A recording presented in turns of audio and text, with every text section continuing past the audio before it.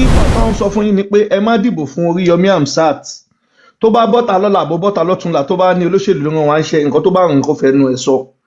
Oriyomi Hamzat ó lọ síbi tí Gumi ti wá bá wọn nìbàdàn tó ti ṣèpàdé, Olúwo wà ń bẹ̀, Mufti Oníbẹ̀lẹ́nu wà ń bẹ̀, Sultan of Sokoto wà ń bẹ̀, Oriyomi Hamzat dẹ̀ wà pẹ̀lú wọn. Gbogbo fọ́tò tó yà Oriyomi Hamzat kò yẹ kó ya fọ́tò toró ti ní wọ́n ti jọ tòólẹ̀ wọ́n ti fún lówó pé ìwọ wàá jáde fún gómìnà, kò wá bá wọn ya fọ́tò àmọ́ nínú fídíò láti screenshot eléyìí láti gbé fọ́tò ẹ̀ jáde kó wá ta kó wá sọ ìpàdé tó lọ ṣe pẹ̀lú àwọn Boko Haram, àwọn Gumi, àwọn Sultan of Sokoto tó ń sọ fún wa lójoojúmọ́ pé ká lo ṣẹ̀ríà nílẹ̀ Yorùbá. Oriyomi kan wá ta wá sọ fún wa pé ìdí báyìí ló fi lọ ṣèpàdé pẹ̀lú àwọn Gumi àtàwọn Mufti Oníbẹ̀lẹ́nu àwọn Olúwo tó fẹ́ dalẹ̀ Yorùbá. Wá sọ fún wa ìbò election tó fẹ́ ṣe yìí àwọn INEC yẹn gan bí àwọn ọmọọṣẹ́ wọn ni kò yẹ kó tiẹ̀ pátì ẹ̀ tí pátì ẹ̀ bá gbé ẹ wá kò yẹ kó gbà ẹ̀ torí ó wà pẹ̀lú Gumi lọ jẹ gómìnà nílẹ̀ Haúsá náà. So Ọ̀yọ́ ò pè ẹ́ o bí Àgídìgbò ló ń pè ẹ́ rédíò station ẹ ló ń pè ẹ́ tó ti ń pè ẹ̀yẹn lórí ijó àánú ẹ̀yẹn ọmọ Nàìjíríà ẹ jẹ́ akọ́mọṣẹ́láṣí tuntun lọ máa gba owó tó ń gbà lọ́wọ́ àwọn ẹlẹ́yin ijó àánú. Gómìnà ilẹ̀ Yorùbá kò lè kàn ẹ́, mi ìfẹ́ wọn bó ìfẹ́ jọ ó lọ sí APC àtúntì dá ẹ lójú lọ sí APC lẹ́nìí o ò lè jẹ́ gómìnà ní Ọ̀yọ́ state. A ti rí nǹkan tó ń gbé bọ̀ pé àwọn Fúlàní Sultan Sokoto ló ń ránṣẹ́ àtàwọn Olúwo àti Mufti Oníbẹ̀lẹ́nu ọmọ àlè àwọn tó ń ránṣẹ́ nìyẹn. Ìwọ wá wá ta rania dáadáa wo ló tí ì ṣe kọ́ sọ ó ṣe dáadáa kankan kí ló ṣe? Òun fún àwọn èèyàn pure water òun fún wọn búrẹ́dì sọ nǹkan ẹyọ kan tó ṣe lọ́yọ́ state wà bá tàkó wá sọ wá dọ̀la bọ́ sórí rédíò ẹ̀kọ́ wá sọ dáadáa tó ṣe tó bá ti wá sọ wá bí nǹkan táwa náà ṣe àwa gbé sí fídíò fún ẹ. tó bá jẹ́ pé láàrin Ọlọ́run ni there are better ways láti ṣe nǹkan. Ó wá sọ pé èmi Allahu yóò ju ẹrù sínú ọkàn àwọn tó ṣàìgbàgbọ́. Àwọn tó ṣàìgbàgbọ́ yẹn wọn bá wọn mùsùlùmí jà o, wọ́n dúró wọn ni o. Allah ló mọ̀ọ́mọ̀ lọ ju nǹkan burúkú sí àwọn yẹn lọ́kàn. Ó wá sọ pé tóun bá tún ju nǹkan yẹn sí wọn lọ́kàn, ó wá sọ pé ẹ̀yin mùsùlùmí nítorí náà tí bá tún jù sí wọn lọ́kàn ẹ máa gé wọn lọ́rùn kí ẹ sì máa gé gbogbo ọmọ ìka wọn. Ẹ jọ̀ọ́ ẹ̀yin èèyàn wa, ǹjẹ́ Ọlọ́run Olódùmarè tẹ́yà wá mọ̀ ǹjẹ́ ó lè sọ fún wa pé ká máa gé àwọn èèyàn lọ́rùn bí? Ibẹ̀ lẹ máa ti mọ̀ pé Allah yìí olórí burúkú ṣìgìdì kan báyìí ni wèrè. Àwọn tó ń sin Allah yìí kán lọ jókòó kán lọ ronú. Allah ò kì í ṣe Ọlọ́run Olódùmarè, èrè lásán ni, kò lágbára kankan, kò lè ṣe nǹkan kan.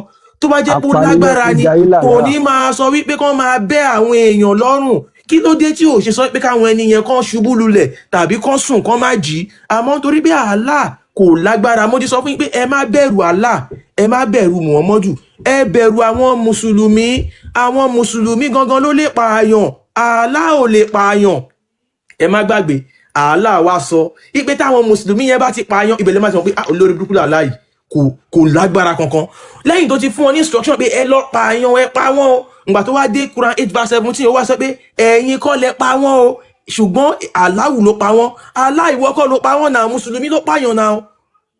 Muhammadu bẹ́yàn lórí, ìwọ Allah wá sọ pé ìwọ kọ́ ló bẹ́ lórí o, Muhammadu kọ́ ló bẹ́ lórí o, ìwọ Allah ló bẹ́ lórí. Irú kí nìyẹn? Èèyàn lè sùn kó má jìnnà yẹn lá máa fi mọ̀ pé òótọ́ Ọlọ́run ló pa ẹni àbí Allah ló pa ẹni tó wá pé lóòótọ́ Allah ó lágbára. Ó wá ń sọ pé ẹ̀yin kọ́ lẹ pa wọ́n o, ṣùgbọ́n Allah ló pa wọ́n. Ẹ gbọ́ àwọn tó ń kidnap yẹn, Allah ń jẹ́ kó yé wọn pé ẹ̀yin mùsùlùmí kọ́ lẹ kidnap wọn o, òun Allah ló ń kidnap wọn o. Tẹ́ bá wọnú àyà kan tí mo kà yẹn náà tó ń sọ fún wọn pé kán gba ransom, ẹ lè tú wọn sílẹ̀ ní ọ̀fẹ́ tàbí kí ẹ gba owó ìtúsílẹ̀. Ṣé ẹ rí àwọn Boko Haram, ISIS, Al-Qaeda, gbogbo àwọn tẹ́rí tó ń pààyàn, bismillah Allahu Akbar, àwọn yẹn gangan ni mùsùlùmí òdodo, they are the real Muslim. Ṣé wá rí àwọn tó sọ pé àsìkò ogun ni àwọn yẹn midfielders ni wọ́n, àwọn yẹn gangan ni dribblers, àwọn yẹn ni Messi inú Islam, wọ́n ń parọ́ fún àwọn èèyàn. Kò rí bẹ́ẹ̀ o, bẹ́ẹ̀ kọ́ ló ṣe rí o.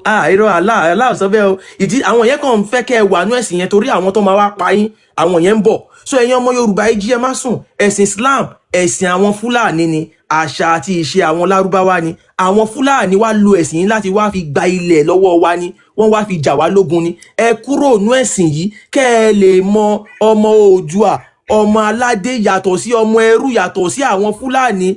The only way ni pé kó kúrò nú ẹ̀sìn òfò yìí, torí Fúlàní ò lè ever kúrò nú ẹ̀sìn yìí. Ẹ kúrò nú ẹ̀sìn yìí, ẹ pààrọ̀ orúkọ yín sí orúkọ ọmọ Yorùbá. Orúkọ yín first name á jẹ́ Yorùbá, middle name á jẹ́ orúkọ oríkì, surname á jẹ́ orúkọ ìdílé yín. Òun ló máa jẹ́ kẹ́ ẹ mọ bí tẹ́ ẹ ti wá. Ìdí táwọn Fúlàní fi gbẹ́sìn yìí wá ni pé wọ́n á lè pààrọ̀ orúkọ yín, wọ́n á pa kádàrá yín dà sáìdá tó bá ti pa kádàrá yín dà sáìdá wọ́n á wá gba gbogbo nǹkan tó tẹ́ ẹ lẹ́tọ̀ọ́ sí gbogbo nǹkan tó jẹ́ tọ̀dọ̀ tí yín yẹn bóyá oyè kan náà jẹ́ ìdílé yín àwọn Fúlàní máa gbà ẹ ò ní mọ̀ àwọn governors yẹn ẹ ò ní mọ̀ níbi tẹ́ sí ń dìbò fún Abdullahi Abdulaziz ẹ máa dìbò fún Fúlàní. Ìkan fẹ́ jáde ní Ọ̀yọ́ state báyìí sìn kí ló orúkọ ẹ̀ náà ẹjọ́ ẹ̀rọ mi ní sùúrù lórí orúkọ ẹ̀ ó fẹ́ jáde ní Ọ̀yọ́ Hamzat ó fẹ́ jáde ní Ọ̀yọ́ state irú ẹni yìí sí ẹ lọ́wọ́ dáadáa ó ṣeé ṣe kó má jẹ́ Yorùbá àti Shitu àti bọ̀bọ̀kan Buhari ẹ lọ́wọ́ àwọn ẹni àwọn ẹni tá à ń sọ yìí wọn ò lè dọ̀bálẹ̀ fún ọba àṣà àti ìṣe ilẹ̀ Yorùbá wọn máa dojú ẹ̀ délẹ̀ ni ẹ lọ wo ṣèkòtò wọn péńpé ni wọ́n ń gé irú àwọn èèyàn báyìí wọn ò yẹ lóyè àwọn gangan ni fanatics inú ẹ̀sìn yìí wọ́n máa ba ilẹ̀ wa jẹ́ ni ẹ rí pé ńgbà tí wọ́n ti ń jáde ẹ̀sìn àwọn Gumi àwọn ajíyàngbé àwọn apààyàn wọ́n ti ń wọlé sọ̀yọ́ state someone help me to be screen. ẹ̀yin èèyàn ẹ jí ẹ má sùn àlà wọ́n máa fi ń jalè wọ́n fi ń jagun gbalẹ̀ ni ẹ sì rí wọn báyìí. àwọn apààyàn lásákù yẹn pẹ̀lú àwọn Gumi. akànbí ẹ continue bí tí mo bá dé yẹn ẹ ṣeun. àwọn apààyàn tẹ́fẹ́ dìbò fún lọ́yọ̀ state àwọn nìyẹn pẹ̀lú àwọn Gumi àwọn Sátánì Sókótó sáwọn tẹ́fẹ́ dìbò fún lọ́yọ̀ state lélẹ́yìí ẹ̀yọ́ ọmọ Ọ̀yọ́ state kìí ṣe eléyìí òun ṣe Ọ̀yọ́ state nìkan gbogbo ilẹ̀ Yorùbá lápapọ̀ ẹni tẹ́ bá ti fẹ́ dìbò fún tẹ́ bá ti rí i pé ó jẹ́. ẹ má gbàgbé Arẹ́gbẹ́ṣọlá náà ara wọn ni Arẹ́gbẹ́ṣọlá wọ́n pọ̀ gan. tó bá nílé ẹjọ́ tó fẹ́ gbé wa lọ lè mú ìwé ẹ wá Arẹ́gbẹ́ṣọlá ara wọn Boko Haram ni APC Arẹ́gbẹ́ṣọlá òun ló fi Olúwo síbẹ̀ ara wọn Boko Haram ni. eléyìí tẹ múra bí ọmọ Yorùbá ẹ wo orúkọ rẹ̀. Yorùbá lẹni yìí rẹ Abíọ́dún Yorùbá lẹni yìí Yorùbá ni. Abíọ́dún yẹn tó kọ ilé ọkọ̀ ìdílé ni. Yorùbá lẹni yìí bẹ́ẹ̀ ni Yorùbá ni ó confam àwọn èèyàn confam Yorùbá ni ẹgbẹ́ kúrò ẹ má yẹ kí kó àwọn akóṣìbèrè yẹn fọṣẹ yìí ọmọ àlè kí ló kọ bọ́ yẹn Arẹ́gbẹ́ṣọlá yẹn lára àwọn Boko Haram yẹn náà ni ẹgbẹ́ ni kúrò ń bẹ ẹgbẹ́ Arẹ́gbẹ́ṣọlá sí àti Oriyomi Hamzat àwọn tó jẹ́ àwọn fámìlì Gumi nìyẹn ẹgbẹ́ wọn sí tẹ̀tẹ̀síwájú. so bọ̀bọ́ ta sákù láàrin yìí ìgbà tí Gumi wá sí Olúyọ̀lé nìbàdàn ní last time ẹwà àwọn tó lọ ó wá yọ lọ kẹ́lẹ́kẹ́lẹ́ kò mọ̀ pé kámẹ́rà smart jòun lọ ó yọ lọ bí ẹ̀fọn ó fẹ́ lọ jẹ̀yàn létí ẹ̀pẹ́ fọ́n tó bá fẹ́ jẹ̀yàn létí má smart gan kò ní fi gbogbo ara balẹ̀ ó wá yọ wọlé ọyọ jókòó lẹ́gbẹ̀ẹ́ Sátánì Sókótó kò mọ̀ pé kámẹ́rà ń turn around kò sí ó tọ̀ ohun tó lè mú picture bọ̀bọ̀ yìí jáde níbi prógrámù yìí níbi fídíò láti capture rẹ̀ pé ẹ̀yin àtòkò wá balẹ̀ jẹ́ ẹ̀yin náà wá bí agbẹ́niyá fíjì rẹ̀ àwọn tẹ́yìn fẹ́ dìbò fún lọ́yọ̀ state lélẹ́yìí wọ́n lè ráyè kó àwọn Boko Haram wọlé àwọn x-men kọ́ mọ gé wa lọ́wọ́ kọ́ mọ gé wa lẹ́sẹ̀ ẹ̀yin mùsùlùmí náà lẹ́sẹ̀ sìnà jù nílẹ̀ Yorùbá kẹ́ tó lè rí babaláwo tí ń bá yín ṣe sì ní òfò àbádáhùn ṣe àbóníṣẹ̀ṣe kan tí ń ṣe sìnà kò rí àsọ fún wọn sí àwọn atẹ̀yìnbẹ́gbọ́jẹ́ náà ń bẹ bẹ́ẹ̀ Muslim ẹ̀yin lẹ́pọ̀ dúnú àwọn ọ̀bàyéjẹ́ inú àwọn olójú tìǹbù àbíkílẹ̀ ń pè wọ́n ẹ̀yin náà wọ́n gé lọ́wọ́ ẹ̀yin náà wọ́n sọ lóko pa bẹ́ẹ̀ a lè wà láyé kí wọ́n mọ sọ ẹ̀yin ọmọ ìyá wa ọmọ bàbá wa lóko kan mọ pa yín nípa tí ò lẹ́tọ̀ọ́ àwa fi jáde pé àwọn eléyìí àwọn abisokoto tó fẹ́ àwọn alisuna wal jamal ẹ má dìbò fún wọn a mọ̀ pé nílẹ̀ Yorùbá lè ní olóúnjẹ ẹni tó fẹ́ gbé gbòṣèlú tí ò ní jẹ́ lẹ́sìn bẹ́ẹ̀ni tó bá ti gbẹ́sìn sórí jù ẹ má dìbò fún àwọn wèrè táwọn òyìnbó dọ̀bálẹ̀ fọba o wọ́n ètì àṣà àti ṣe wa débi pé kí ló dé this is our culture a gbé lọ sílùú míì pé tán ọba gbà wọn máa wọná tán bá gbà wọn máa wà lùjọ náà àṣà àti ṣe wa ní inú àṣà àti ṣe wa láti yọ àmàlà láti yọ iyán láti yọ èdè tá à ń sọ yìí inú àṣà àti ṣe wa láti ń gbégún láti ń gbé èrò láti ń gbé gunu láti ń gbé ẹ̀yọ̀ láti ń sọdún Ògún láti ń sọdún Ọbàtálá this is our culture ẹ wá lọ gbé àṣà aláṣà wa nílùú tọmọ tí ń bá ìyá ẹ̀ sùn kẹ́gbọ́n tí ń bá àbúrò sùn tọkùnrin àtọkùnrin tí ń bára wọn sùn àṣírí kẹrẹtẹ tún láàárọ̀ yìí tí ọ̀gá ọmọ ọṣẹ́ kan tó ń ṣiṣẹ́ ní ibi tó ní ń taṣọ ọ̀gá ẹ̀ ọkùnrin ọ̀rẹ́ ìwà wa wọ́n dẹ̀ ti pàṣù pé fúnra wọn láì tijú àwọn ẹni òfò. so ẹ̀yin ọmọ Yorùbá ẹ jí ká ronú ẹ jí ká mọ ohun tá à ń ṣe ẹ má dìbò fáwọn ẹni àgbákò yìí ẹ má dìgbò fáwọn ọmọ àtòkò wá balẹ̀ jẹ́ yìí. Ọmọyẹlé Sowore ti sọ ó ní òṣèlú àmàlà àbí ewédú àtàmàlà là ń ṣe nílẹ̀ Yorùbá ẹja máa máìlèjì ẹ má jà sòṣèlú Boko Haram, ẹ má jà sí òṣèlú x-men àwọn orí àkànbí ẹ jẹ́ ràn yín lọ́wọ́ ẹ̀wọ̀n Okay. nǹkan tí bàtà ń sọ fún yín ni pé ẹ má dìbò fún Oriyomi Hamzat tó bá bọ́ta lọ́la àbó bọ́ta lọ́túnla tó bá ní olóṣèlú ló ràn wá ń ṣe nǹkan tó bá rìn kó fẹnu ẹ̀ sọ. Oriyomi Hamzat ó lọ síbi tí Gumi ti wá báwọn nìbàdàn tó ti ṣèpàdé olúwo wà ń bẹ mufti oníbẹ̀lẹ́nu wà ń bẹ Sultan of Sokoto wà ń bẹ Oriyomi Hamzat dẹ̀ wà pẹ̀lú wọn gbogbo fọ́tò tó yà Oriyomi Hamzat kò yẹ kó ya fọ́tò toró ti ní wọ́n ti jọ tòólẹ̀ wọ́n ti fún lówó pé ìwọ wàá jáde fún gómìnà kò wá bá wọn ya fọ́tò àmọ́ nínú fídíò láti screenshot eléyìí láti gbé fọ́tò ẹ̀ jáde kó wá ta kó wá sọ ìpàdé tó lọ ṣe pẹ̀lú àwọn Boko Haram àwọn Gumi àwọn Sultan of Sokoto tó ń sọ fún wa lójoojúmọ́ pé ká lo ṣẹ̀ríà nílẹ̀ Yorùbá Oriyomi kan wá ta wá sọ fún wa pé ìdí báyìí ló fi lọ ṣèpàdé pẹ̀lú àwọn Gumi àtàwọn mufti oníbẹ̀lẹ́nu àwọn olúwo tó fẹ́ dalẹ̀ Yorùbá wá sọ fún wa ìbò election tó fẹ́ ṣe yìí àwọn INEC yẹn gan bí àwọn ọmọọṣẹ́ wọn ni kò yẹ kó tiẹ̀ pààtì ẹ̀ tí pààtì ẹ̀ bá gbé ẹ wá kò yẹ kó gbà ẹ̀ torí ó wà pẹ̀lú Gumi ó lọ jẹ gómìnà nílẹ̀ Haúsá náà so Ọ̀yọ́ ò pè ẹ́ o bí Àgídìgbò ló ń pè ẹ́ rédíò station ẹ ló ń pè ẹ́ tó ti ń pè ẹ̀yẹn lórí ijó àánú ẹ̀yẹn ọmọ Nàìjíríà ẹ jẹ́ akọ́mọṣẹ́láṣí tuntun lọ máa gba owó tó ń gbà lọ́wọ́ àwọn ẹlẹ́yin ijó àánú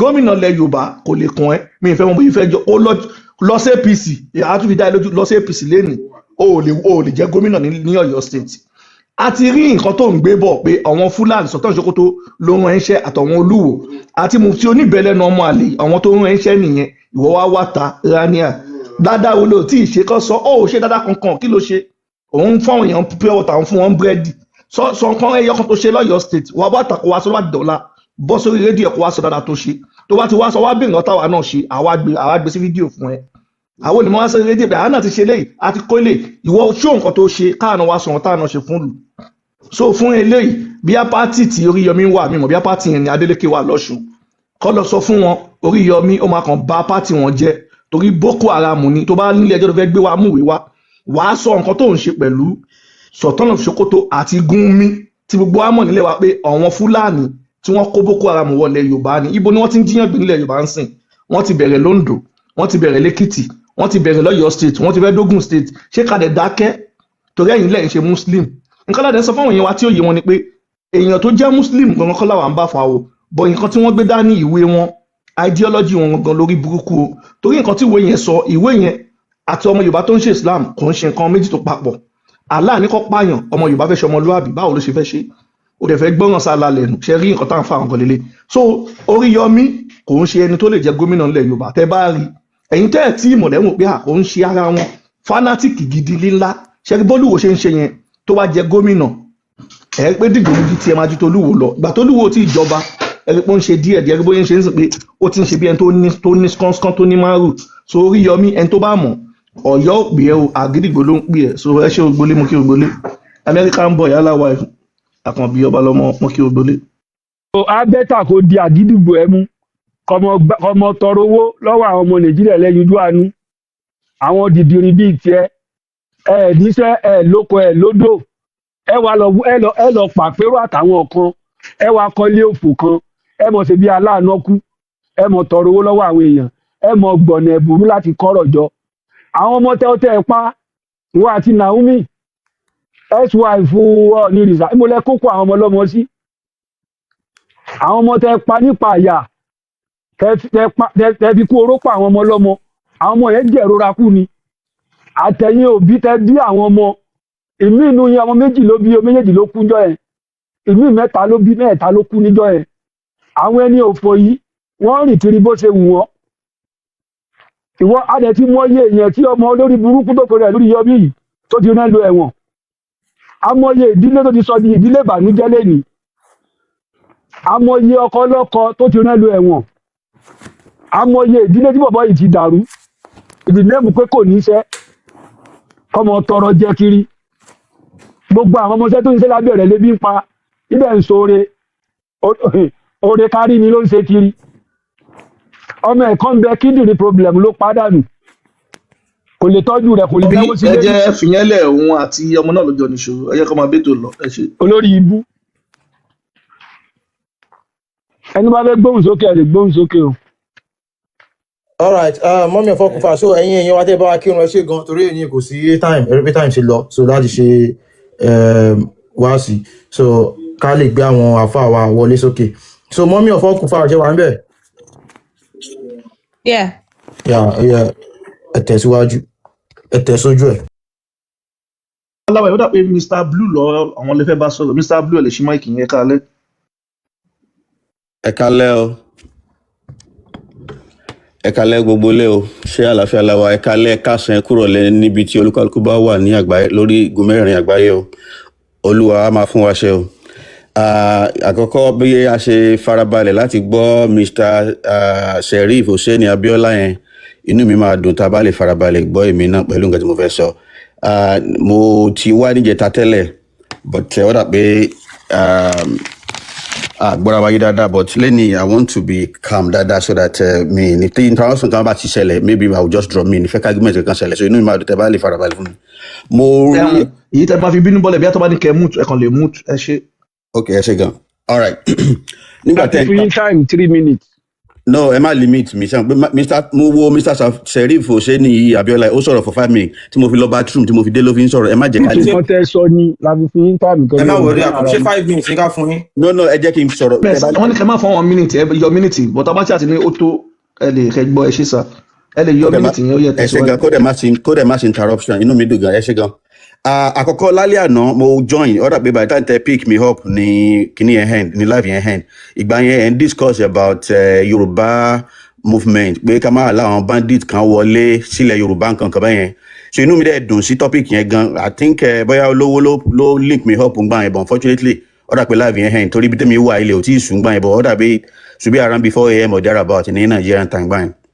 Okay, so àwọn nǹkan tí mi fẹ́ sọ̀rọ̀ lé lórí kò pọ̀ bóyá kí n lọ sórí fídíò so that ṣì sọ pé àkókò a máa ń like evidence mi báyìí so màá tó ìgbà tẹ́ ń kírun lẹ́ẹ̀kan yẹn ẹ mention àwọn chapters kọ̀ọ̀kan nínú Quran àkọ́kọ́ ẹ mention Quran 8 verse 12 ẹ mention Quran 5 verse 33 ẹ mention Quran 2 verse 216 ẹ mention Quran 33 verse 61 ẹ mention kẹ́lẹ́ bá ń gbé mo kọ́ sílẹ̀ ni mo fi ń sọ bẹ́ẹ̀ o ẹ mention Quran 2 verse 91 Quran 33 verse 61 àti the lastly ẹ mention Quran 8 verse 17 ṣe get bẹ́ẹ̀ so mo wá bẹ́ẹ̀ ṣe ń mention wọn yẹn mo wá ń ṣe research lórí àwọn ṣúra yẹn kọ̀ọ̀kan so mo wá notice pé nǹkan tẹ́ ẹ sọ níbẹ̀ yẹn nǹkan tẹ́ ẹ sọ lórí fast kọ̀ọ̀kan tẹ́ ẹ sọ yẹn kò tẹ̀síìrì ẹ̀kọ́ ni ẹ sọ fáwọn èèyàn yẹn ṣẹ́gẹ́dì ẹ̀yẹn so mo kàn fẹ́ ẹ jẹ́ ká bẹ̀rẹ̀ pẹ̀lú Quran 8 verse 12 tó tẹ bá wò gẹ́gẹ́ bíi pé Google ẹ̀yin náà máa ń. ẹ̀sà ẹ má bínú ló gọ́gọ́ wa ní Quran ẹ sọ pé tẹ̀síìrì ẹ̀kọ́ ni no máa dákẹ́ fún yín sà ẹni tẹ̀síìrì ẹ̀kọ́ la sọ Quran la ka nǹkan tó wà ní Quran la kà jáde o so ẹ sọ kó yí àwọn èèyàn dáadáa nǹkan tó kọ sínú Quran la kà jáde bí ẹ̀yin sìn ẹ fẹ́ sọ ìṣẹ̀lẹ̀ tó ṣẹlẹ̀ so ẹ jẹ́ kó máa yí àwọn èèyàn nǹkan tó wà nínú Quran no ẹ má jọ máa dákẹ́ fún nǹkan tó wà nínú Quran tọ́wọ́n èèyàn máa ń kà ní Lárúbáwá bisimilayi ramoni rẹ̀ mẹ́rin lábìlámi aramoni rẹ̀ yín tọ́dẹ̀ máa ṣe àmì òun láka lédè Yorùbá ṣóyè yín sà àkàǹkan míì so ẹ pọn èyí táyì fẹ́ ṣe ń sìn pé ìṣẹ̀lẹ̀ tó ṣẹlẹ̀ tí àyà bí sọ̀kalẹ̀ ẹ jẹ́ kó yí àwọn èèyàn ẹ ṣe sà. ẹ ṣe gan ẹ ṣe olówó nìyẹn wọ́n dàgbé mi yìí dáadáa àbí MS Baba sọlówó ló sọ̀rọ̀ àbí MS Baba. Hello, mo ní ṣolówó ló sọ mo fẹ́ dúpẹ́ lọ́wọ́ yín ni o. sọ̀rọ̀.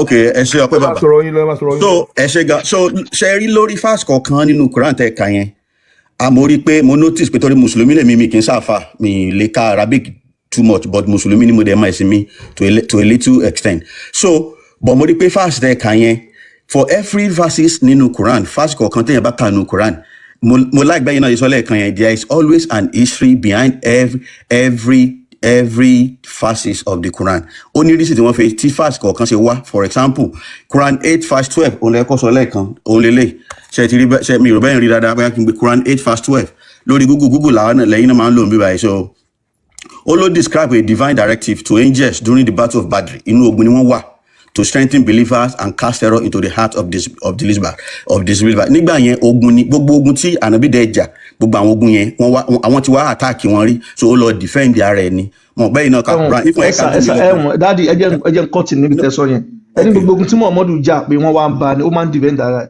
pé defensive wars ṣé ní yín máa dùn. ẹ má jẹ́ ká deviate. no ẹ má gbọ́ deviate ọ̀rọ̀ tẹ bá sọ ń bíbà ní jẹ́ kó lọ torí ẹ lórí tó gbọ́. dáàdi ẹ má gbọ́ bí a máa fún yín time tẹ̀fẹ́ ló sà bọ̀ ẹ ní pé gbogbo ogun tí Muhammadu jà wọ́n wà bá ó defend ara ẹ̀ àwa fẹ́ fún yín lẹ́rìí àti bẹ̀rẹ̀ tí Muhammadu bẹ̀rẹ̀ ṣe Islam jẹ́jẹ́ lọ́wọ́ arákùnrin ṣe ń ṣe tiwọn Muhammadu rẹ̀ lọ ń bú wọn nǹkan tó fàjà nìyẹn àwọn ọmọọṣẹ́ Muhammadu ló kọ́kọ́ mú egungun lọ́ fi gún èèyàn kan níjọ́ tó ta ẹ̀jẹ̀ sílẹ̀ ibi tí ìjà ti bẹ̀rẹ̀ nìyẹn tọ́wọ́n náà tó lọ bá wọn Muhammadu so ẹ jẹ́ ká máa sọ ẹ jẹ́ ká máa fi òtítọ́ sí nǹkan tó bá fẹ́ sọ kò sí nǹkan tó ń jẹ́ pé wọ́n wá ń bá Muhammadu tó lọ jà ná. ṣẹ́rí èmi ṣàgbẹ́ yìí nìsín ẹ kéwú dáadáa ẹ lè má jẹ́ mùsùlùmí mọ́ ṣe gẹ́tì bẹ́yẹn context bó ṣe yé ẹ̀yin sí lẹ́sẹ̀ sọ yẹn bó ṣe yé mi tẹ́mi jẹ́ mùsùlùmí tó yẹ sí. ẹ jẹ́ ṣe báyìí ẹni bó ṣe yé mi ms ẹgbẹ́ fún mi ní ẹni sùúrù nǹkan tí mo kà jẹ́ kí jẹ́ kọ́wọ̀n èèyàn rí ms ẹgbẹ́. olówó kan náà so ta ló lọ destroy àwọn ṣìgìdì ẹlòmíì ṣèbánu bí náà ẹ jẹ́ n tẹ̀ sáré fún wọn evidence nǹkan tí mo sọ wọ́n ní bó ṣe yé mi. ẹ jẹ́ ká focus ẹ jẹ́ ká ẹ má jẹ́ ká advice ẹ má jẹ́ kó fẹ́ sáré fún ẹ jẹ́ kó sáré fún yín dáadáa mo ti gbọ́ nǹkan tẹ́ sọ ṣẹ́rí nǹkan tẹ́ sọ ẹ ti jù sí mi pé èmi bó ṣe yé mi kò ń ṣe mi mo kọ ìwé ní Islam ẹ jẹ́ kí n fún yín lẹ́yìn ms ẹ bá ń gbé síta ẹ jọ nǹkan tẹ́ sọ ẹ má wulẹ̀ jẹ́ ká mi ìfẹ́ wíìsì ká mi jẹ́ ká máa sáré kà ẹ̀yin lẹ́ máa ló gbó tán mi it's not a waste of time à ń lẹ́nu ẹjọ sá ẹjọ ok ms ẹ bá ń gbé síta kí sáré kà bẹ̀ fún wọn. mo ṣe pé mi mo sọ. mi ò fẹ́ dá sí conversation yìí. ẹ má dá sí ẹ̀kan sáré gbé jáde àwọn náà lọ máa sọ̀rọ̀ mo kàn fẹ́ fi ibi tí wọ́n sọ pé gbogbo ogun tí Muhammadu jà wọ́n wá bá ibẹ̀ mo fẹ́ clear pé kò sí nǹkan tó ń jẹ́ ẹ ṣe. eléyìí tẹ gbé wá ìwé lélẹ́yìn kí ló ń jẹ́. a máa sọ pẹ̀ fún yín ẹ máa rí. ohun rẹ ẹ wo this is Ibn Ishaq Suratu Rasulullah. Ibn Ishaq Suratu Rasulullah. ẹjọ kẹ tó máa kà yẹn lọ ṣe get me ẹ má wulẹ̀ ẹ mú lè káwé sẹ́yìn. ibi bẹ́ẹ̀ la kàn fẹ́ mú jáde ẹ sà ẹni sùn ní ìbẹ̀rẹ̀ ká ló bá wọn. ẹjẹ blue ẹjẹ bá mi. ẹni sùn ní ìbẹ̀rẹ̀ ẹni sùn ní díẹ̀ sà ẹ bá wa mí ẹ ká mi. ẹ mẹsẹ sáré kà ẹ ká bẹ̀yẹn ká sáré kà fáwọn èèyàn. kò sí nǹkan tó ń jẹ́ pé wọ́n wá bá Muhammadu tó lọ bá wọn ná ẹ jẹ́ kéèyàn ẹ lè má ṣàlàyé lọ ẹ ṣe. When the apostle openly displayed Islam as Allah ordered him. nígbà tí Muhammadu bẹ̀rẹ̀ iṣẹ́ Islam tó bẹ̀rẹ̀ láti bẹ̀rẹ̀ pẹ̀pẹ̀. His people did not withdraw or turn against him.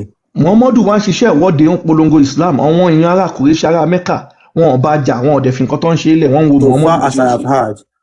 Until he spoke disparagingly of their gods. ṣẹgbọ́n ta lọ́kọ́ lọ bá yàn àfìgbà tí Muhammadu tó lọ ń bu ẹnu àtẹ́lù wọn tó lọ ń bú wọn gẹ́gẹ́ bí Olúwo Rashidi ọmọ àlè tó lọ sí Òwòrò lẹ́nujọ́ mẹ́ta yìí tó ń sọ fún àfáà kan tó ń pè ní bàbá Lówòrò pé tó bá fẹ́ ṣòro Lówòrò mi ìbàkó pé ọlọ́pàá ó dẹ̀ ti kó bàbá Òwòrò yẹn ti kó sí wàhálà bàbá yẹn náà máa jẹ̀gbá tí a máa jẹ̀kó lórí láti ibẹ̀ látẹ̀ni lọ báyìí. ẹ lè continue ká máa waste time. no ẹ kàdébí tí wọn Muhammadu ti lọ gún wọn ní egungun lọ́rùn ẹ jẹ́ àkàdébẹ̀ ẹjọ́. When the apostle companions prayed, they went to the glen. Nígbà tó àwọn ọmọọṣẹ́ Muhammadu kírun wọn lọ bá wọn ará bí yẹn o ẹ máa gbọ́ o. So that their people could not see them praying. Báwọn yẹn àwọn ilé òní lè rán wọn tó bá ń kírun. And while Sa'd Abu Waqqas. Wọ́n ní sáà yẹn kan jẹ́ Sa'd àti Abu Waqqas. Was with a number of the prophet's companion.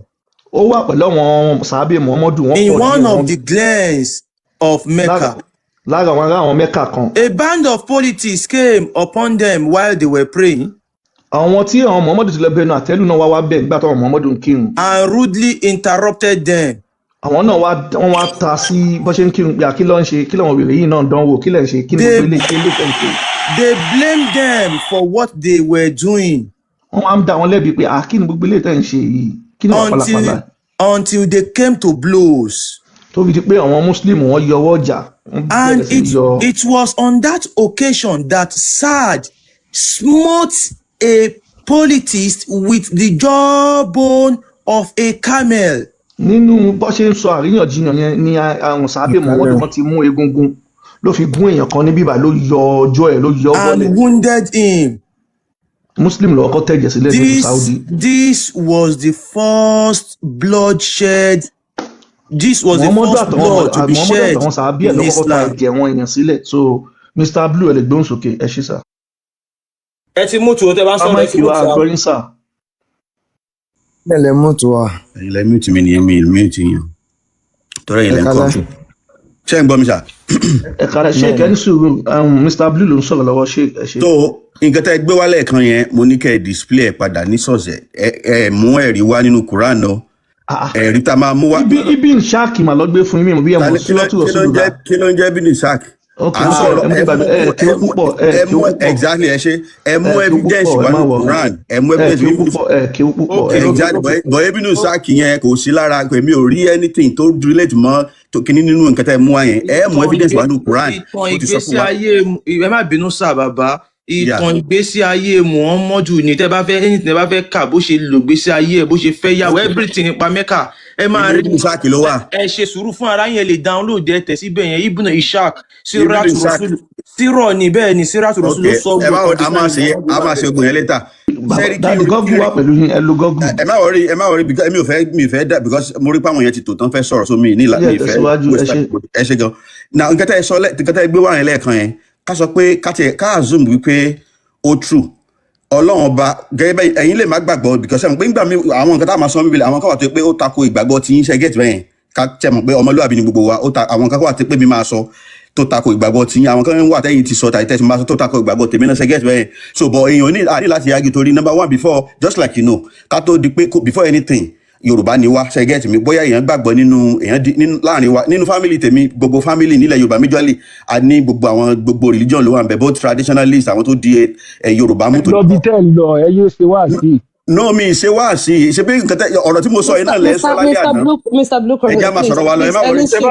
ẹyẹ máa wà patronizing ẹyẹ máa ṣe deception tactic yẹn mọ́ Yorùbá ní gbogbo wa because with all due respect mo ti ń ṣe debate for 5 years nǹkan tí máa ń gbọ́ from black people in general tó bá ti di ẹ̀sìn Islam yìí ẹnìkan ní tógun bá dé they will side with the Muslims. Ani àti rí nǹkan tó sọ sí wẹ̀yìn it's not about you right now it's about Allah it's about Saudi Arabia it's about Muhammad it's about all of that.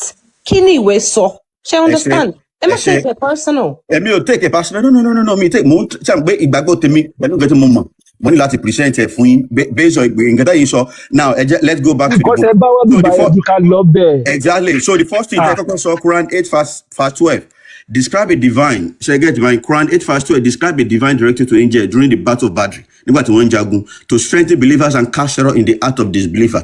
It will remember when your Lord inspired to the angels I'm with you so strengthen those who have believed and will cast terror into the heart of those who disbelieve so strike them upon the neck and strike from them every fingertips. Context.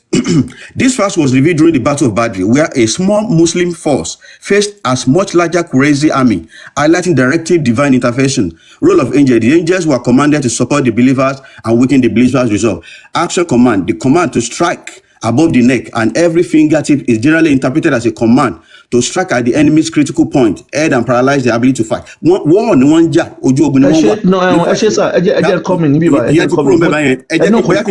ẹni sùúrù kò tí ẹjọ́ mo fọlọ́ bàbá ẹjọ́ mo fi. wọ́n fún yín táìmù náà àti láàjọjọ́ máa máa sọ. ṣe pé ẹ calm down. wọ́n fún yín ní táìmù àti ní ẹ máa lo táìmù tẹ́ bá fẹ́ bọ̀ àjọ máa sọ̀rọ̀. excitement ẹ calm down now. Kálá fún yín táìmù àmàlẹ́ ti lo táìmù yín tán ẹ lè ṣe máìkì ń sìn àjọ máa sọ̀rọ̀ ni ẹ ṣí máìkì yín sáà tẹ́ bá wà ń bẹ̀. So a fẹ́ sọ fún yín pé ogun tẹ pẹ̀lú ogun Bádìrì yẹn kò kí ń ṣe ogun Muhammadu lọ digun jalè ni a dẹ̀ máa gbé jáde fún yín. mo fi Elédùmarè ìbúra ẹ bá gbé jáde kò sí nǹkan tó ń gbé Bádìrì. ẹ jẹ́ kàkà náà ẹ mú tùmọ̀ ẹ jẹ́ kàkà kan. Olówó ìgbà tẹ́ ẹ sọ fún yín. Kí mẹ́rin jáde ni ẹ jẹ́ ẹni sùn ìgbà tẹ́ ẹ sọ fún yín. ẹ ti ń fi rọ́kùn yẹn o. Ẹ farabalẹ̀ mo list fún yín tẹ́ ẹ fi sọ gbogbo ọ̀rọ̀ yín tán ni mo list fún tẹ́ ẹ fi sọ gbogbo ọ̀rọ̀ yín tán ni. Ẹ sọ pé ogun Bádìrì èmi dẹ̀ sọ fún yín pé ìjàlè ni Muhammadu lọ jẹ́ ẹ máa ní kí mẹ́rin wá. Ìjà kílẹ̀ ló lọ́jà. Ó lọ jalè ó lọ dáhùn yẹn lọ́nà. A máa padà síbẹ̀ yẹn ẹjọ́ tó lọ́lọ́. Padà ẹ nílò a máa fún yín lẹ́yìn yẹn sí. Kò sí tó jẹ́ bẹ́ẹ̀ yẹn ẹ kàn máa. Ìgbà táyì ń sọ̀rọ̀ sí wà bẹ́ẹ̀ bá gbé jáde kàkà fún. Ìgbà táyì sọ̀rọ̀ sí. Mo wà ń bí mo fẹ́ kí ẹyin educator it makes sense. àbí tẹ bá nǹkan tó bá lọ́n dùn lọ́n ṣẹlẹ̀ ní pé ẹ sọ pé ṣẹlẹ̀ tó ṣẹlẹ̀ tí Quran rí jáde ní àtijọ́ bọ̀ṣọ́ tó wà ní Quran láka fún yín ẹ wá ní pé ogun Badri ni Muhammadu lọ jà àwọn afẹ́ sọ fún yín pé kò kì í ṣe ogun gẹ́gẹ́ bẹ́ẹ̀ ṣe sọ. Muhammadu lọ dá àwọn ènìyàn lọ́nà ní ó lọ jalè ká kọ́kọ́ tó fún yín bẹ̀yẹn náà kẹ́rì jẹ́jẹ́ ni Abu Sufyan ń bọ̀.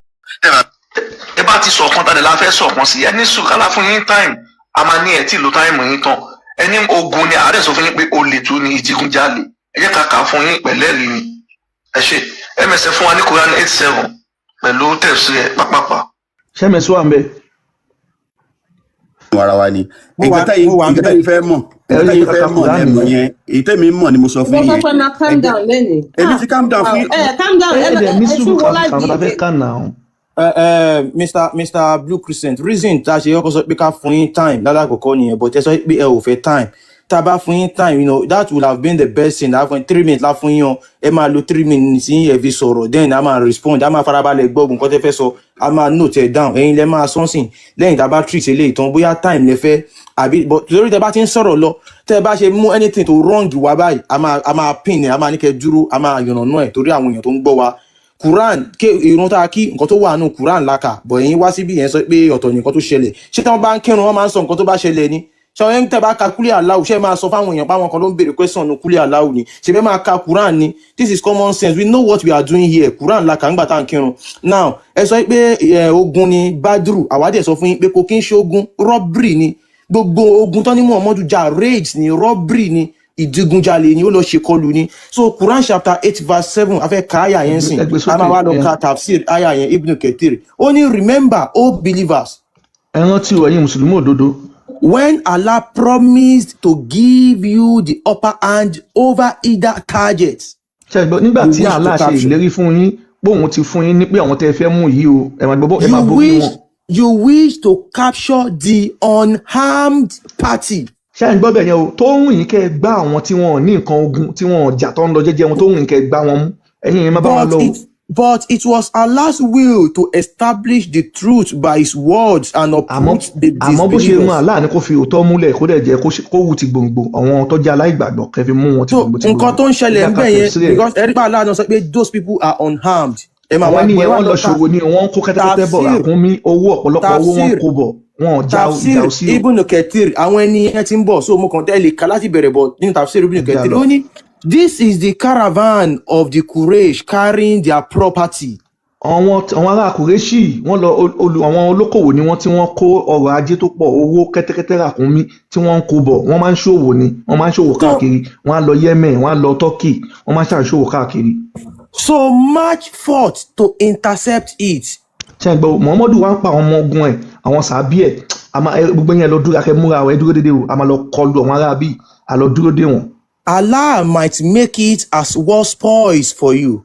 ṣe ń gbọ́ Allah máa ṣe gbogbo nǹkan tí wọ́n wẹ́ni lẹ́ni ìkówó wọn owó wọn ọjà wọn gbogbo nǹkan ní wọn Allah máa ṣe ní èrè ogun fún wa àwọn tí wọ́n jọjà.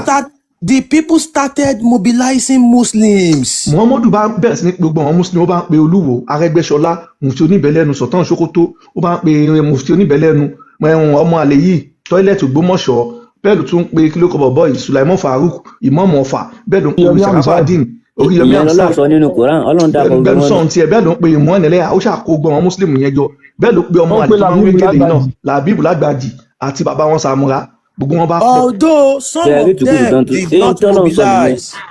ìgbà tí gbogbo àwọn Muslim ti pọ̀ tán àwọn ọjọ́ Sàmúrà náà bá tẹ̀lé wọn wọ́n ti pọ̀ wọ́n ti dúró déédéé. Thinking that the prophet would not have to fight.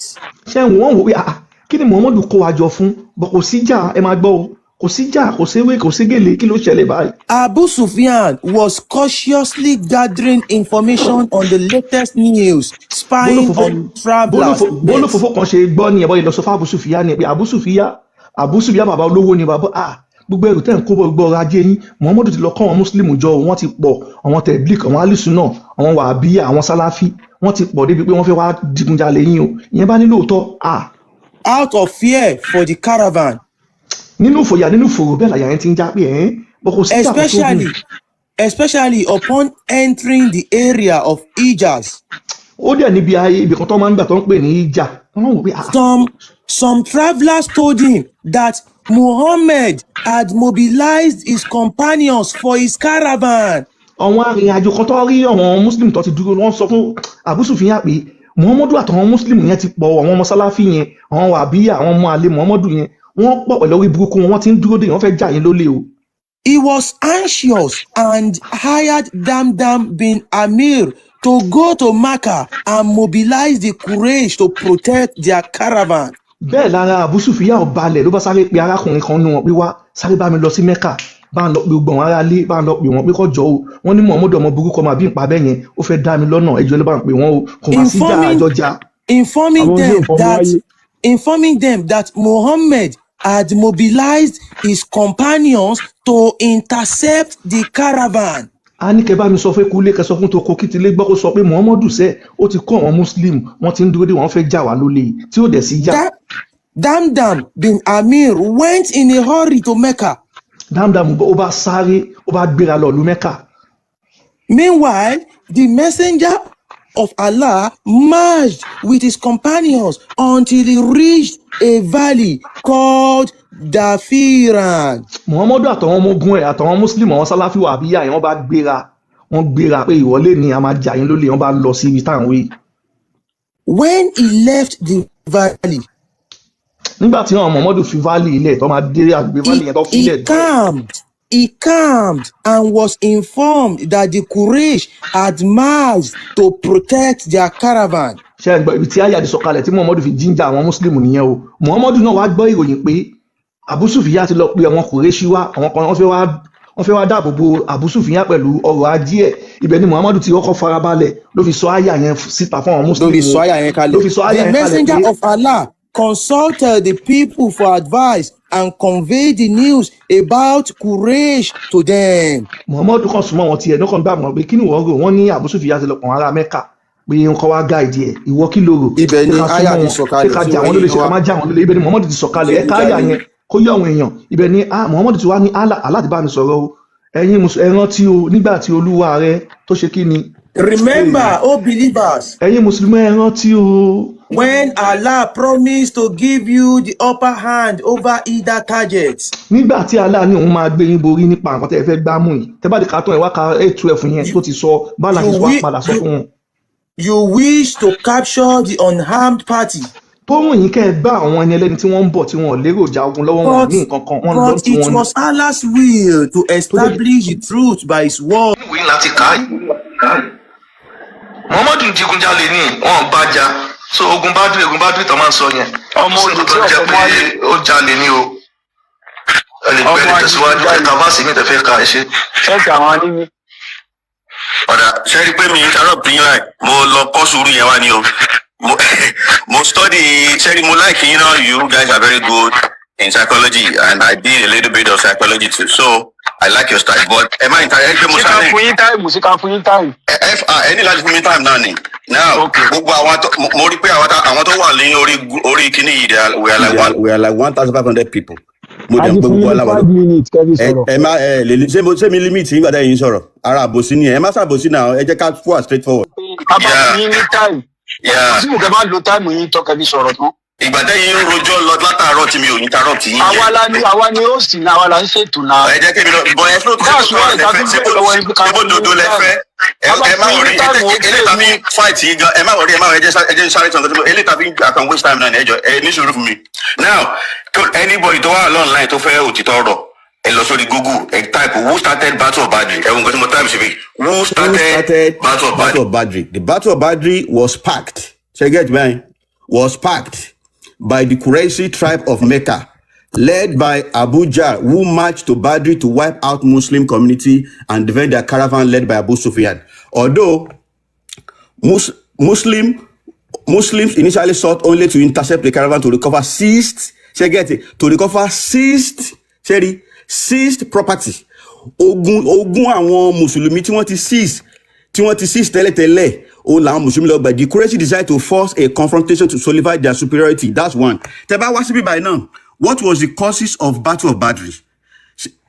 The Battle of Badri, 624 CE, was caused by a combination of immediate attempt by Muslims to reclaim wealth. So get me, seized by the Quraysh of Mecca. It was the first major military confrontation between the early Muslim and the Quraysh.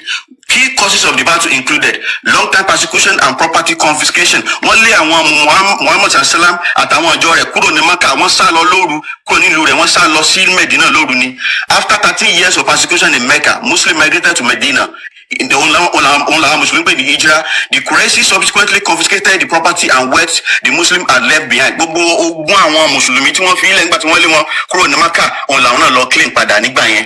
Attempted economic pressure, caravan intercession. The Prophet Muhammad sallallahu planned to insert a large wealthy caravan led by Abu Sufyan, returning from Syria. Gẹ́gẹ́ bí nǹkan tẹ́ sọ lẹ́ẹ̀kan yẹn, ṣe get bẹ́ẹ̀ yẹn, aha. But kí ni Genesis ẹ̀ ẹ̀yin ò sọ yẹn kan mú nǹkan tẹ́ fẹ́ pick lásán ni. So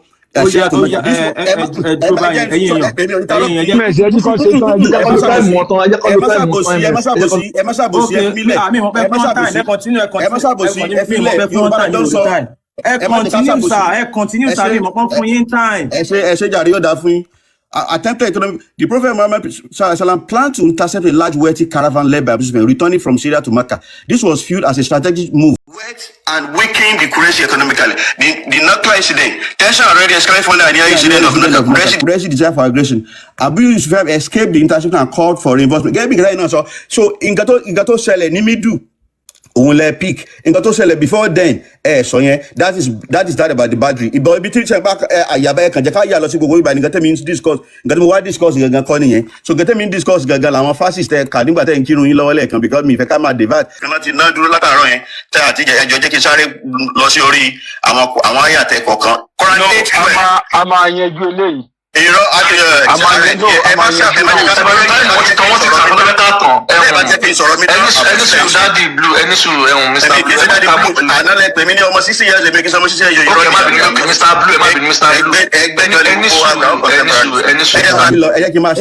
ẹni sùúrù ẹ má pa máìkì yẹn gbọ́n kọ́ta fẹ́ sọ ẹ má pa máìkì nǹkan tẹ́yìn kàn sí bí Google ẹ ti kà ṣe bí.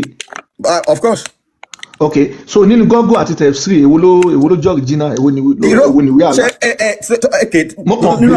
mo béèrè nínú àwọn 1,500 people tó ń gbọ́ wa níbí báyìí olóye ni gbogbo wa adé lọ́pọlọ. nǹkan tí mo kà yìí nínú Google àti Tefsiri ẹ ti dáhùn. ẹ jẹ́ kí n ṣe response yìí nǹkan tí mo kà yìí ó collaborate nǹkan tẹ́ ẹ sọ ní middle lẹ́yìn tí bẹ́ẹ̀. ẹ ti gbọ́ nǹkan tí mo sọ mo ní nínú Google àti Tefsiri èwo ni ká gbàgbọ́ nínú fún gẹ́gẹ́ bí Islam ọ̀sìn. Kò sí kankan tá a lè gbàgbọ́ as long as tí wọ́n bá ti gbé ẹ máa gbọ́ mi as long as tí wọ́n bá ti gbé. Tẹ̀sí làwọn ká o Google lẹ́yìn ká ó yá ẹ wá gbọ́n máa fẹ́ bèrè lọ́wọ́ ẹ má bínú ẹ má bínú. tẹ̀sí náà káyẹn ẹ farabalẹ̀ ẹni sùn Mr Blue mo ti gbọ́ tẹ̀sí káyẹn náà. So Mr Blue ẹ wo bí tèmi tiẹ̀ lọ́lẹ̀ a máa fi bẹ̀rẹ̀ nínú kí ni ṣéèkì sọ ṣéèkì mi gbọ́ yín dáadáa sà. Mr Blue ẹ má wọ̀ olówó èkó gbogbo èèyàn ti. olówó èkó fẹ́ sọ fún wọn lélẹ̀ mo ti gbé Google search tèmi jáde so mo fẹ́. ẹ tó fún wọn gbogbo èèyàn ti gbọ́ nǹkan tí wọ́n kà wọ́n dẹ̀ gbọ́ nǹkan táwa náà kà bọ̀ nínú nǹkan tí dáàdì ká wọ́n ní ẹni sùúrù wọ́n ní ogún àwọn mùsùlùmù ni wọ́n lọ gbà padà lọ́wọ́ àwọn ẹni yẹn bọ̀ gbàtà ká nínú Tefsiri Abu Sufyan ó máa ń ṣòwò ni ó lọ rajà ní Syria so ṣé ogún àwọn mùsùlùmù tó gbà Mẹ́kà ló ń kó bọ̀ láti Syria so ẹ̀yin ẹ̀ tẹ́ ń bá wa lọ àti Google àti Tefsiri ẹ jẹ́ ká lo orí wa èèyàn lọ rajà ní Syria ó ń kó ọjà ẹ̀bọ̀ Muhammadu lọ dá lọ́nà ó lọ jà lólè àwọn ní ẹrù mùsùlùmù tí wọ́n gbà ní Mẹ́kà ni wọ́n lọ gbà padà so ẹ jẹ́ ká gbé síra wọn ẹni tó ń parọ́ mọ̀ pé òun parọ́ bọ̀ kó wá jágbàlagbà ó jẹ́ òkú tí àwọn àtàjọ ọmọdé sí wọn ó tì wá lójú. ẹ ṣe wọn lówó èkó ẹ ṣeun Mr. Muhammadu jà níbẹ̀ ms àti clear kéèsì yẹn kéèsì ti close. ẹ jẹ́ kúrò lórí yẹn ẹ jẹ́ kúrò lórí yẹn ọjọ́ ti lọ. ẹ jẹ́ kémi display ẹ jẹ́ ká kúrò lórí yẹn. ẹ ṣe sùúrù sá ó sì ló ń sọ̀rọ̀ báyìí ẹjọ́ ẹ̀yin èèyàn tẹ́ ń wò wá mo sọ fún yín mo jẹ́ ti máa ń sọ when it comes to Islam if you want to know the real history tẹ́ fẹ́ mọ òdodo tẹ́ bá fẹ́ search in Google gan ẹ máa tẹ̀ síbẹ̀ pé outside Islamic tradition mo ti sọ fún yín lọ́pọ̀lọpọ̀ ọgbà yìí pé when you search according to Islamic tradition is going to give you a false narrative to support Islam. If you want to get the facts and the truth you search outside Islamic tradition. Kí ni nǹkan tó fa ìjà yìí?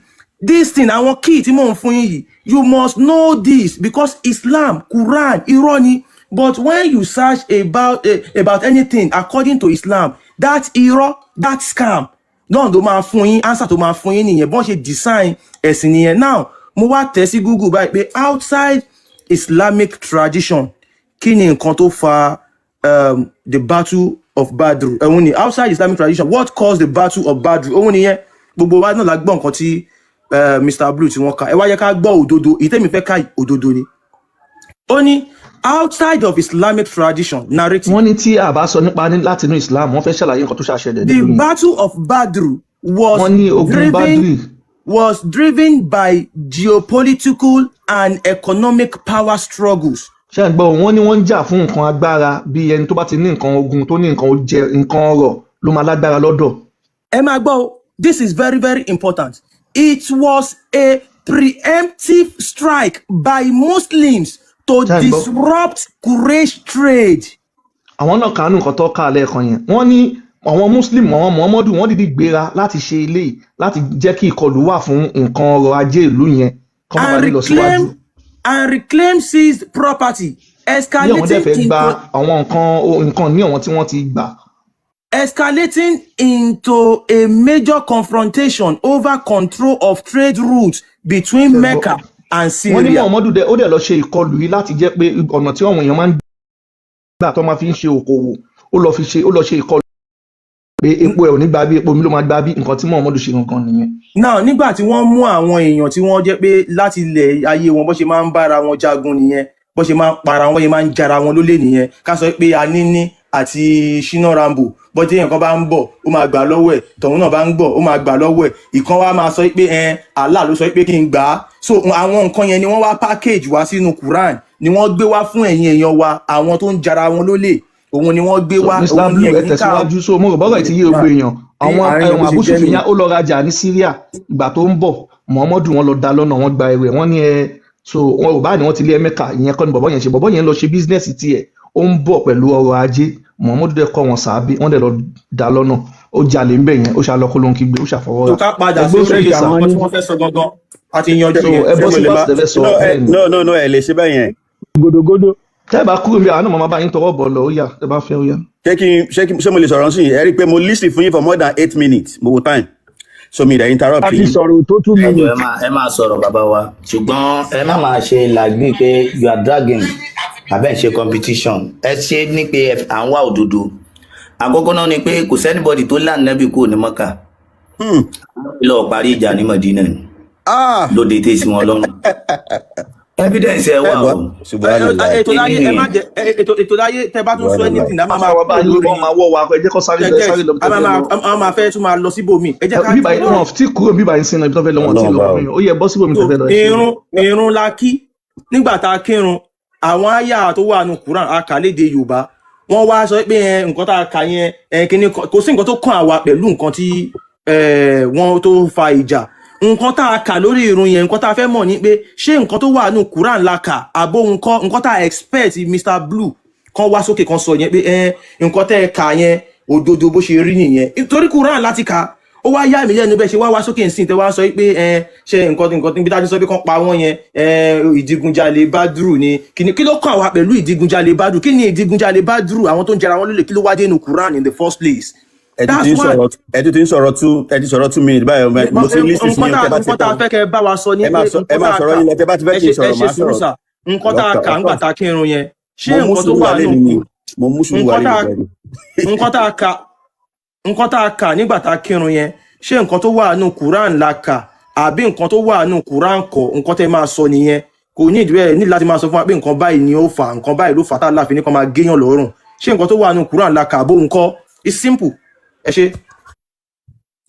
ṣe mo ti ní floor báyìí lórí àti Badru tẹ́ ń sọ yẹn Abu Sufyan tẹ́ ń sọ yẹn òun ni olórí àwọn Quraishi nígbà yẹn gẹ́gẹ́ bí nǹkan tẹ́ ń wò ń bí báyìí nìsí tẹ́ ń wò ń bí òun lólórí àwọn Quraishi àwọn ni wọ́n gba gbogbo àwọn properties àwọn mùsùlùmí nígbà tí wọ́n lé wọn kúrò Mọ́kà. síbẹ̀ yẹn náà lọ sí wa ní abẹ́fẹ́ mùsùlùmí. ẹ̀yin farabalẹ̀ sọ yẹ kẹ́ ẹ máa interrupt mi sí nígbà tẹ́ mi silent tẹ́ ń sọ̀rọ̀. ẹ jẹ́ máa respect ara ọmọlúwàbí ni wá náà ṣé bí wọ́n kọ́ wa nílé ọmọlúwàbí ni wá we are Yorùbás we are the epic wọ́n láwọn yìí fẹ́ tún ṣàlàyé ẹ jẹ́ ká dákẹ́ kí tẹ́nìkan bá ń sọ̀rọ̀ tán pé ẹ má bínú ó yá ẹ má bínú. ẹ̀yin ẹ mú irọ́ ẹ dà pọ̀ lùmọ́ra wọn fẹ́ explain fáwọn èèyàn tó ń gbọ́ àwọn èèyàn nípa ẹjọ́ sá tẹ bá fẹ́ sọ̀rọ̀ ẹ má la para aka jáde tí gbogbo ayé rí aka tẹ̀sírì ní àṣọ lórí ẹ má bínú ẹni sùúrù báyìí sí ẹ ti ń sọ nǹkan tá a máa fi nǹkan tá a máa sọ lélẹ̀ ẹ ti ń sọ pé ká dákẹ́ fún yàn fẹ́ dákẹ́ ẹ ń sọ pé à ń parọ́ ms ẹgbẹ́ tẹ̀sírì ta kà kí gbogbo ayé rí pé inú Kùránì nìkan ta kà kọ́ rí pé tẹ̀sírì nìkan ta kà lẹ́ẹ̀kan pé Muhammadu jalè ẹ má máa ṣe báyìí sáà náà àti dákẹ́ fún yẹn dè láǹparọ́ ẹ mọ̀ tún mọ ọ̀rọ̀ nígbà tí a sọ nǹkan tí ò sí nínú ìwé à ń kọ́ ta kà tí gbogbo ayé rí irọ́ bíi báwo. so ṣé kí wọ́n sọ̀rọ̀ báyìí ní àyíbá o. wọ́n lọ́ máa sọ̀rọ̀ ẹ̀ kàn ṣó tẹ̀sírì yẹn kí wọ́n yé rí wọ́n ní rọ́lá pa aṣọ ẹ̀ kàn ṣó ẹ̀. ok ẹ ṣó tẹ̀sírì tàkà ẹ̀yin èèyàn wa tafsir ẹ lọ òun rè tafsir ibn kathir quran.com tafsir ibn kathir òun la kà irọ́ wò láwa pa ó jẹ́ fẹ́ ìdí ẹ̀ múlẹ̀. ẹ̀yin lẹ mute mi o tẹ́ bá ti mute mi. àwa mẹ́jọ ò lè máa sọ̀rọ̀ lẹ́ẹ̀kan náà sà mo ti fẹ́ fún yín táìmù báyìí Mr. Baba Blue mo fẹ́ fún yín táìmù báyìí 3 minutes so ẹ ti bẹ̀rẹ̀ báyìí ẹ máa sọ̀rọ̀ yín à ń gbọ́ yín báyìí. tó bá gbẹ máa limit mi ni I don't think máa sọ suggest pé kẹ́ continue mi torí gbàtà yín tójọ́ watawata látàárọ̀ mi. ẹyọ táìmù kó lórí wọn mi fa ó dáa mo ti yọ táìmù yẹ máa sọ tẹ́ bá ti délẹ̀ kẹjẹ́ ká mọ̀ ẹ ṣe. ó ga gidi ni o Battle of Badri nǹkan tó kọ́ ọ̀sẹ̀ la sọ fún yín yẹn wọ́n lé àwọn mùsùlùmí kúrò ní Maka àtàwọn èèyàn wọn tó gbà fún Islam wọ́n dẹ̀ lé wọ́n sá lọ sí Medina ìgbà tán wọ́n dẹ̀ conspicate gbogbo ẹlẹ́rìí lórí Google mùsùlùmí kọ́ ló ní Google is owned by a non-Muslim wọn dẹ̀ lè fi mi ò dẹ̀ fi any traditional or non-traditional kankan síbẹ̀ òun lẹ̀ ń wò yìí. Who started Battle of Badri? Simple, easy stuff nìyẹn. Yes, of course, because gbogbo àwọn fásitì tẹ̀ ń ká tẹ̀ fi ń yí àwọn èèyàn lọ. In of my conversation wípé gbogbo fásitì kọ̀ọ̀kan ní Quran ló ní history tó back ẹ̀ up. Battle of Badri la gbé ìṣẹ̀lẹ̀ jáde yẹn. Quran 8:12 tẹ sọ lẹ́ẹ̀kan nígbà tẹ parí ìrun tẹ sọ oríṣiríṣi yẹn. Describe the divine directive to injure during the Battle of Badri. Nǹkan tán ni pé ìgbà yẹn lọ́n fún àwọn mùsùlùmí ní àṣẹ power láti fight back because they have been oppressing them, they have been fighting them, they have been killing them, they have been so bí ẹ bẹ́ẹ̀ nìyẹn. So the second fast, the second tẹ́tọ́ lọ sí gọ́ọ̀gọ́ tẹ́mi ẹni sùúrù náà ẹ ti parí ẹni ní sọ̀kan mímọ̀ ẹni sùúrù parí ẹni. ta ló kọ́ ọkọ tẹ kà ń sẹ́ ní sùn ta ló kọ́ nǹkan yẹn sí Google. ẹ wo me I'm not going to answer you I'll just go straight to the second fast. There should be decorum. Let there be decorum, please. We are Yorubas. Blue, stop being dramatic. Stop reminding us we are Yorubas every minute. Amo, stop that. It feels like enforce. Everybody here knows we are Yoruba because deceptive tactic. Teman playing here now. Blue Crescent. Taloko article here. Mo fe check orúkọ ẹni yẹn. Because anybody, even me myself, mo lè place anything lórí Google. I will show any authentic, verified Islamic source. And you show what any suru, please, sir. Okay. Please. All right. You really need some sabr when you come up here. I'm telling you, if not, you will not get your points across. Now, I want to show any authentic Islamic source. And you show one Google. At least provide the name. Taloko, kinko type orúkọ yẹn, àbí kolowe ko type ka find out who is he, who is she, who are they? And we can see, are they authentic Islamic sources?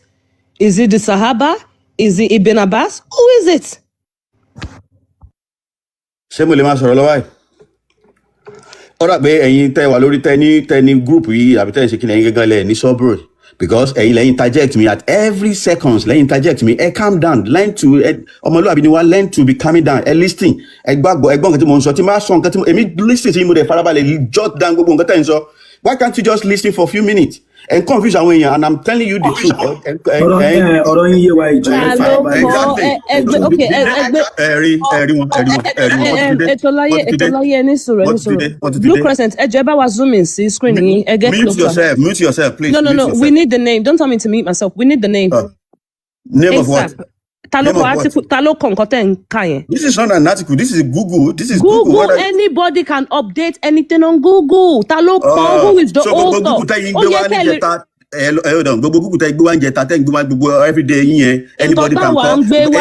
Eléyìí olówó àbí MSS ló gbé. Mommy of Okufa. Who is this man? This guy is too much.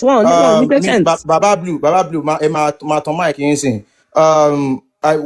This will be the last thing tí mo máa kà lórí kíní. Like I said, ipe tá bá ti fẹ́ ṣe anything, tá bá fẹ́ search anybody ni ó lè search anything. Ṣé rí tẹ́ bá search anything nínú lórí Google, ó máa gbé wá fún yín according to Islamic tradition. Tó rò mọ̀ pé ẹ̀ ń béèrè nípa Islam. Mo tún padà sí Google yẹn again. Mo lọ béèrè pé outside Islamic tradition, who started the Battle of Badru? Ta lẹni tó bẹ̀rẹ̀ kíní? Ẹ máa gbọ́ nǹkan tí mò ń ká yìí ẹ̀yin náà ẹ lọ tẹ̀ sí fún ara yín. Mo dẹ̀ máa fẹ́ kí Baba Blue náà kàn tẹ̀ sí fún ara wọn. Outside Islamic tradition, mo sọ fún yín pé nǹkan tó ní ṣe pẹ̀lú Islam irọ́ ni.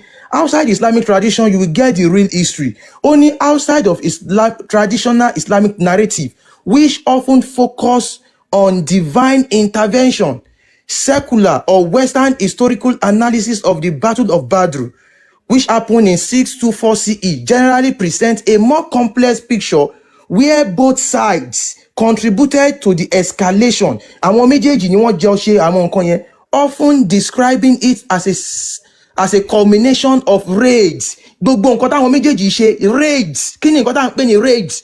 Ìdigunjalè. Both sides ni wọ́n jọ ń jara wọn ní olè ní àwọn Muhammadu ń jalè, àwọn yẹn náà ń jalè, kò kún àwa. You know, the Quran, tẹ́ bá yà ti mú àwọn story ìdigunjalè kẹ́ẹ̀dẹ̀ fi divine intervention sí, ó ti di Quran. Àwọn méjèèjì adigunjalè ni àwọn méjèèjì ọjọ́ ń jara wọn lólè tán bá sí ń lọ, tẹ́lẹ̀ bá ń gbẹ́rù lọ ájà lólè, títọ́ òun náà bá ń gbẹ́rù bọ̀ ájà lólè. Mo wá bẹ̀rẹ̀ wá ní key non-Islamic historical interpretation include Muhammad as initiator of the conflict. Muhammadu ni ó dá àlá yẹn lẹ̀, òun ni ó kọ́kọ́ lọ digunjalè, Muhammadu ni àkọ́kọ́ adigunjalè. Mo sọ fún yín bàbá yìí, if you want to search anything, àwa tẹ́ wá Bambi, we are smart. Cheget, ibi tẹ́yìn o tí tẹ́yìn ṣẹ̀fẹ̀ dé yẹn, àwa ti kọjá abẹ̀. If you want to search anything, you search outside of Islamic tradition, because the Islamic tradition you are giving us, you are bringing to us, irọ́ ni. Òun ni mọ́mí of Okufa ṣe ń bèrè pé ta lẹ́ni tó mú kinní yẹn sí orí kinní yẹn. If you want to get the real history, àti kà fún yín lẹ́ẹ̀kan, ẹ lọ sínú Ibn Ishaq, you will get the real history. Ẹ tẹ̀ sí Google outside of Islamic tradition, you will get the real history. Muhammadu ni àkọ́kọ́ adigunjalè. Òun ni àwọn ẹni yẹn bó ṣe máa ń jara wọn lólè nìyẹn. Muhammadu dẹ̀ ló initiate ẹ̀. We don't need any other thing. We don't need to talk about any other thing. Let us move forward. Ó ti fìdí ẹ̀ múlẹ̀ báyìí pé Muhammadu ni àkọ́kọ́ adigunjalè, unless you want to give us a Google search that comes outside of Islamic tradition. Any other thing apart from that outside Islamic tradition, we are not collecting it from you. Àti fún yín ní tafsir, àfún yín ní tafsir tó fìdí ẹ̀ múlẹ̀ pé wọ́n lọ digunjalè ní ẹ̀fẹ́ ẹ̀gbá. Now ẹ fún wa Google, bring a search outside Islamic tradition. Ẹ ṣe. Sherry, èmi ó dàbẹ̀ ni wípé because nísìnyí mo tún ti listing fún yín for more than 3.5 minutes ni mo lẹ́tún fi ń kàn rojọ́. One thing I know for sure is that àwọn tó wà níbí báyìí, we have 1,500 people or more here. Mo dẹ̀ mọ̀ pé ọlọ́gbọ́n pọ̀ nínú gbogbo wa, ṣe get me. Google tẹ̀yìn yà sí separate angle sí ẹ̀yin nìkan ló yé, ṣe get bẹ́yẹn. But what I'm trying to say there is that when you want to get information about something, ẹ wọ́n sọ pé kan yọ outside of Islamic tradition kúrò ń bẹ̀. Kí lẹ mean by that? So that mean pé ẹ fẹ́ sọ̀rọ̀ Islam, ẹ̀dẹ̀ criticize Islam, ẹnìkan kan yọ ọ̀rọ̀ Islam kúrò ń bẹ̀. Báwo lẹ ṣe fẹ́ kí nígbà tẹ́ wọ́n ń sọ̀rọ̀ nǹkan nípa nǹkan, ẹnìkan yọ kúrò ń bẹ̀. So ẹ fẹ́ confuse àwọn yẹn ni ẹ fẹ́ the truth of even the one tẹ́ sọ pé yọ kúrò ní Islamic tradition náà, the same thing náà ló sì padà sí. Everything comes down to pé àwọn kùrẹ́sì tẹ́lẹ̀ nǹkan tuntun interject ní kí n gbẹ́nu dákẹ́ torí mi ò ready fún argument wàtàwàtà lálẹ́ yìí. So tí èèyàn ẹ̀yin nínú nǹkan tẹ́yìn gangan mú wá ní kíní wọ́n sọ fún yín pé àwọn mùsùlùmí wọ́n lọ based on nǹkan wọn tí wọ́n ti confiscate tẹ́lẹ̀tẹ́lẹ̀ ni wọ́n lọ gbà, but still náà ẹ sì tún concern ẹ ṣáà wá all the ways to confuse people. Ẹ̀mí mọ̀ pé àwọn tó wà níbí ọlọ́pọlọ ni ẹni tó bá fẹ́ kẹ́kọ̀ọ́ gidi, tó bá fẹ́ kẹ́kọ̀ọ́ nípa nǹkan tó bá fẹ́ gbà. Èmi ò against Yorùbá because mo rí pọ̀rọ̀ yìí à lè lead us anywhere. I will just say what I want to say and I get out. But nǹkan tí mo rí ni pé ẹni tó bá fẹ́ mọ òtítọ́ ọ̀rọ̀, mi ò dẹ̀ ọmọ Yorùbá àtàtà lè mi against Yorùbá or anything. N tó bá wo olúkálukú ló lè ṣe. Èmi I'm for free religion. Èmi palace ni mo gbé dàgbà. Adẹ̀ ṣe Ṣàngó ń bẹ, àṣẹ Egúngún, aṣọ ya, àṣẹ Ṣàngó, àṣẹ bàbá, àṣẹ ẹlẹ́rìn oníkanlẹ̀ ẹlẹ́rìn mẹ́rìndínlógún and so many other ones. Ọya gbogbo ẹ̀ láṣẹ màálù oríṣi bọ̀yá bọ̀ bá gbogbo ẹ̀ láṣẹ. Don't interject me, please don't interject me. Let me finish. I listen to you. Can you please keep quiet, please, for God's sake, please let me finish keep quiet now, so that anima budawa anima so panican rude say baby, you know it, you are in the Western world, you know when someone is speaking and you are interjecting is a sign of rudeness, you know, so don't do that, please respect yourself. So èmi ò ní sọ jù bẹ́ẹ̀ lọ, bọ̀ nǹkan tí mo fẹ́ kí gbogbo ayé mọ̀ ní pé anybody tó bá fẹ́ the truth kó lọ ṣe research fúnra rẹ̀. Yorùbá bandit, because ọ̀rọ̀ tẹ́ ń sọ lálẹ́ àná tẹ́ fẹ́ invite mi sí ọ̀là àwọn bandit gbogbo either Muslim, Christian or non-Muslim or traditionalist, gbogbo wa la ní láti dúró láti fight bandit kò ń ṣe gbogbo mùsùlùmí ni bandit nínú gbogbo religion àwọn Amẹ́ríkà lèmi wà yìí àwọn tó jẹ́ extremists wà nínú àwọn Christian tó ń pa àwọn èèyàn tó ń pa àwọn Yorùbá wà yìí náà tá à ń sọ ìgbà tó ń pa àwọn èèyàn tí wọ́n rí wọn tí wọ́n shoot tí wọ́n dànù. ṣe gbọ́ bíbẹ̀ yẹn wọ́n ní tó ń pa àwọn Yorùbá yín wọ́n ní tí wọ́n pa àwọn Yorùbá yín mo kàn bá yín tún sọ dáadáa ni. Yorùbá wa ni mo sọ ara wa. Yorùbá yín lẹ sọ ẹ kí n ṣe Yorùbá sáà àti eré yín ti tú Fúlàní yín Yorùbá yín lẹ sọ. Ṣé mo lè máa sọ̀rọ̀ lọ Yorùbá wa wọ́n ń pa àwọn èèyàn every religion ló ní extremists nínú ẹ Google àwọn white supremacists lamẹ́ríkà they are attached to Christianity wọ́n ń pa àwọn èèyàn even Obama tó jẹ́ dúdú tó jẹ́ black nígbà tó lọ sí church tó ní Maryland somewhere there wọ́n pa àwọn dúdú lọ dẹ́dẹ́dẹ́dẹ́ so there are extremists ẹ má interject mo fọlọ́n bàbá yìí there are extremists mo lis ten sí yín dáadáa it's just 7:40 tí lójú 2 minutes lọ so there are extremists in every religion but tá a bá ń sọ̀rọ̀ unity Yorùbá ìyẹn is a different case gbogbo wa la máa dá sí gbogbo wa la wà ń bẹ̀ kò sẹ́ni tó fẹ́ kán kò tẹ̀mí gan bá wá sí Nàìjíríà tí mo bá ń drive láti Lagos by next ẹ̀rù máa ń bà mí yàrá láti máa gba escort láti máa travel around the kini so èyàn ní but ẹ má máa but ká máa búra táìmù mi ò tí ì pé o torí mi ò pause. ó ti pé sà ó ti pé nsìn ó ti pé sà gẹ́gẹ́ bí bàbá wa inú mi dùn pé Yorùbá ní sà ẹ má bínú according to tẹ̀ka fún wa sà ṣé ẹjọ́ ṣe lè àwọn wo ló ja mọ̀ọ́mọ̀ lólè ẹmu kan mo nínú research mi ni mo fi ń kọ project kan ní ẹjọ́ àwọn olójà mọ̀ọ́mọ̀ ló lè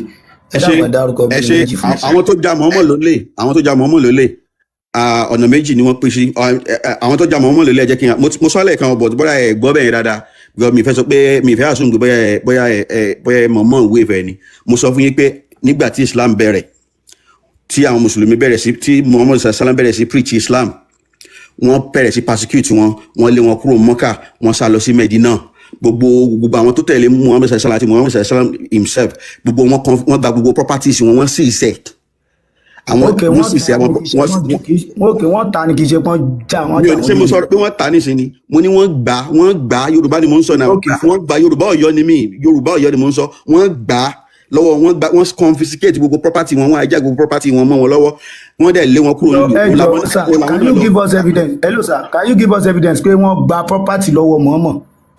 Ṣé ẹ rí níbí ó ṣe wá lé tó bẹ́ẹ̀ yẹn ó dáná ẹ ó dáná no ohun tí ń kùn mí pẹ̀lú ẹjọ́ tá à ń. no ẹni sùúrù òun lélẹ̀ evidence kò sí ẹ̀ lójijì ẹ jẹ́ kí n tensions over years of persecution including the seizures of Muslim property in Mecca and interdiction of rich Quraysh caravan forced the conference so wọ́n kọ́kọ́ seize gbogbo àwọn property àwọn mùsùlùmí nígbà tí wọ́n fi lé wọn kúrò Mecca. ọmọdún tí ìyá rẹ̀ ò lówó lọ́wọ́ tí bàbá rẹ̀ ò lówó lọ́wọ́ tí ò ní láárí ọmọ ẹrú. ẹ list ẹ máa tẹ ẹ máa sọ ẹ ní sùn tẹ ẹ máa sọ ọmọdún tó jẹ́ ọmọ ẹrú ni ọlọsẹ ẹrú lọ́dọ̀ Kàdíjà ni. so ìta ló so dúkìá ẹni sùúrù ṣéèkì ẹni sùúrù ṣéèkì ẹni tí ò níran tí bàbá ẹ ti kú láti kí láti mọ ìwúdà èmi fẹ́ lọ sùn kọ́ ló ṣẹlẹ̀ pé ẹni tí ó bá lè fún wa ní Qur'an àbí ọmọ tí jẹ́ ẹ̀kú lọ́mọ ọdún mẹ́fà tí ò lè ní sọ pẹ̀lú gọ́ọ̀gù ẹ̀ mú ìkọjá so ìtàlẹ́ wa ń sùn so nìkan ló kúrò ní Maka ó nìkan ló kúrò gbogbo àwọn ọmọ ilé sọ yìí àkùbí ẹ ṣe mo ti tó bá Kàdíjà bẹ̀rẹ̀ ọmọ tí ní dúkìá. Abubakar was one of the richest. Bàbá jẹ́ kí Sheikh náà sọ̀rọ̀ àti fún yín time láti máa mute me. Abubakar was one of the richest. Bàbá ẹni sùúrù sà ẹ jù. Ní òkú tó ẹkọ̀ wá bí ẹkọ̀ ọ̀rọ̀ ìjọ yìí aláwọ̀ ìbẹ̀rẹ̀ lè kọ́ntínú pẹ̀lú Sheikh ẹ kí Sheikh náà sọ̀rọ̀ ẹ ṣe.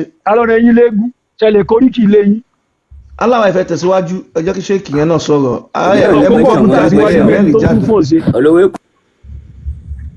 O lè koríki ilé mi o, ṣé kí n koríki ilé mi? Ẹ káàárọ̀ àwọn bẹ̀ náà. Ṣé kí n koríki ilé mi fún yín ni? Torí bàbá kan ní mi ò. Kí ló má di kan yín? Torí ẹ̀mí ọmọ. Àní ṣàǹdọ̀ mi. Ẹ má máa abuse ẹ̀yà mọ́ ọmọ tí mi àgbàjá má bínú bàbá Blue ẹni sùúrù bàbá Blue. Mọ̀mọ́dù tán bí tí ò rówó jẹun. Ok. Wọ́n á ń sísì dúkìá. Sóògùn rówó jẹun. Ìpínlẹ̀ ọmọ Yorùbá lẹ̀ ń sọ ni, ẹ̀yin ọmọ ẹrú. Ṣàǹdọ̀ mi. Ẹ dáhùn tó yẹ ọmọ yín ṣe ìjẹun sí ìtẹ́mú jáde. Àgbọ̀yìn kí lẹ fẹ́ bá wa sọ. Àwo mọ̀wé ẹ gbé jáde fún wa ní aláwọ̀ nǹkan tá fi gbé wá tá fi gbà wá. Kẹ wá kà fún wa. ms ẹ bá wọn gbé tẹ̀sí yẹn jáde ní lárúbáwá. yes. okay. sọyìn ọmọ lóyún 4 years. àdìsí wo ni yàn àdìsí wo ni. àmọ́dé bẹ́ẹ̀ jí kan gbé ìtọ́fẹ́ gbé wá yẹn. àdìsí wo ni yàn ẹ kọ́ fún wa ní ìyẹn máa sọ báyìí. ẹni kan gbé ìtọ́fẹ́ gbé wá fún yín ká yẹjú ẹ̀ tí gbígbáré inú sórí ànábì ni. ṣẹ́ńdọ̀ mo tún fẹ́ tọwọ́ àyíká lọ́wọ́ yín mo tún fẹ́ tọwọ́ àyíká lọ́wọ́ yín. ṣẹ́ńdọ̀ mo tún fẹ́ tọwọ́ àyíká lọ́wọ́ yín ṣẹ́ńdọ̀ mi. wọ́n ti gbé wá fún yín kẹ́ka àròjọ no ẹbí wa ní arabic yẹ àsọ pé láwùbáwá àsọ pé lè ẹbí wa ní arabic. arabic ẹ máa bá yín gbé wá mọ́ bọ̀. ṣẹ́ńdọ̀ mo wá fẹ́ tọwọ́ àyíká lọ́wọ́ yín. jọ sọ̀rọ̀ gangan alẹ́ ìbáyìí ní ìsinmi ọ̀rọ̀ ayé ṣùgbọ́n màá dá yín lóun dé ẹ̀dọ̀ táìmù sí ẹ wá ló lẹ́ bá wa bí. ẹ wá ló ti lẹ́ bá wa bí. kò sí wàhálà ọlọ́run. òṣìṣẹ́ tẹ débi tẹ bá wa òpó náírà wa. ok abájọ. ògùn náà máa ń dó bí òpó náírà ni. aláàánú ẹ̀ dó bí òpó náà ni náà bá gbé kómẹ kò lè dá ẹ̀yin kọ́ máa ń gbé kómẹ lásìkò àjì ni. ok ó yẹ máa kà fún wa ó yẹ máa kà fún wa. ẹ̀yin lẹ́lẹ́yìn ò lọ sí sùkúù náà pé ìlànà lẹ́fẹ́. ẹ kà fún wa a máa drop yẹn mọ́rò wa lẹ́jọ́ nǹkan tẹ bẹ̀rẹ̀ wọ́n gbé wá fún ìtẹ̀ká. wàláì tàláì kì í sọ̀rọ̀ kankan àná Muhammad tẹ́ bá ti kà fún wa tẹ́ dẹ̀ ti sọ tẹ́ ṣàlàyé fún wa. tẹ́ bá ti ráyè kẹ́ padà wá. ìwọ ni dáadáa jẹ́ kẹ́ dòṣù ká mórí lọ́sàn-án kún òru kan. àráyè ẹjọ́ ṣé kèmí máa bá tèmi lọ báyẹn. ẹ gbóhùn sókè. ṣé kèmí máa bá tèmi lọ báyẹn. ìbọ̀lẹ́ bá ti yín lọ ẹ mọ̀ tí bá ti yín lọ ẹ bá wa sọ̀rọ̀ ni. ọ náà mo fẹ́ bá yín sọ̀rọ̀ náà nǹkan tí mò ń sọ náà nìyẹn. ọyọ bá wa sọ̀rọ̀. náà ẹ má bínú bí fọ́ọ̀sì tèmi ṣe rí nìyẹn o baby voice lọ́lọ́run fún mi. fi bu yín náà. níjẹta mo wà lórí ètò láyé àti èwo lára ṣàkíyì náà àkànbí ọlọ́ba so wọ́n bá ìyẹn níjẹta àbí. ó dà pé jẹta bá nà ni. ìyẹn ládàn ó dàbí pẹ́ńsù. no like bóyá ọmọ ṣákí ni kẹtù ẹ tẹ bá fẹ́ sọ̀rọ̀ lọ. ọmọ ṣákí Ìbàdàn ni mo fi ń sọ̀rọ̀. so ìjẹta yẹn lélẹ̀ wọ́n wá ń bá àfáà kan sọ̀rọ̀ àfáà yẹn ń tírìtì ọ̀rọ̀ nípa ṣìnà so kí n tó wá mọ́ lọ mo wá ń expect ká àfáà yẹn lè béèrè question kan kó tó di kí wọ́n máa answer yẹn so question lèmi kọ́kọ́ wá fẹ́ béèrè náà pé ṣé ó dáa nínú ilẹ̀ Yorùbá ká máa báyàwó oníyàwó sùn. kò wá ṣe kọ́ pa ẹni yẹn ní ìdájọ́ kò dáa kọ́ báyàwó oníyàwó sùn. wọ́n ní pé ká paṣẹ wọn pé Ọlọ́run bá sọ Ọlọ́run bá ní. Allah ní kò pa ni nínú Qur'an àti hadith Allah ní kò pa. wọ́n ní kan pa o ṣé tó bá fi hàn yín ṣe máa fi Islam múlẹ̀ Allah ní kò pa. mi ṣe máa Ọlọ́run àpadà sí ibi tí ó bá ní. ṣé wọ́n sọ pé wọ́n ní kò pa àwọn òfin máa sọ nǹkan tí ó sì ń bẹ náà. no Ọlọ́run ní látẹ́kẹ̀rọ̀ bú sí ní. Allah tọ́lọ́n bá fẹ́ bá wa sọ̀rọ̀ Yorùbá ló máa sọ kò ní sọ Lárúbáwá Allah ẹ ṣe. ó sọ náà ó ní ká má sùn mọ́ sí náà ṣé ok nísìn ẹni tí Àkànbí ó bá yàwó ó bá ok ó yà mo ti gbọ́ kẹ́ máa sùn mọ́ sínú Allah gan ṣe ṣìnà náà. ó yà mo ti gbọ́ kó ṣe ṣìnà MSBABA tí ẹ̀yin bá bá ọkùnrin kan lẹ́gbẹ̀ẹ́ tẹ́ ẹ bá bá ọkùnrin míì tó ń bá yàwó yín sùn báwo lẹ ṣe máa fíìmù. ní amala police station ní náà ọkà fún ìyàwó yín lẹ ṣèbí ọ̀dẹ fẹ́ gbọ́ nìyẹn ṣé ọ̀dẹ fẹ́ gbọ́ nìyẹn ó yá. kò sẹ́ni tó máa ń ṣe bẹ́ẹ̀.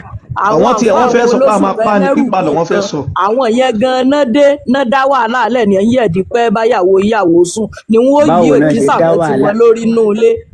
wọ́n fi kedere kó wọn lórí inú ilé wọ́n sì máa léyàwó ìyàwó kí. bẹ́ẹ̀ wá dọ̀ wọ́n náà láìsàn lámọ̀ ni wọ́n mọ̀ so. àfà ṣẹ́rí wọ́n tí tó máa ń dùn èmi lọ́rọ̀ yìí ni pé tẹ́ bá ti débí instead kẹ́ face Islam yìí kẹ́ defend ẹ̀ ẹ máa lọ́dìmọ́lẹ̀ Yorùbá sí Islam àti ilẹ̀ Yorùbá sọ pàtàkì ẹni sùúrù ẹni sọ fún wa ni pé ó lẹ́tọ̀.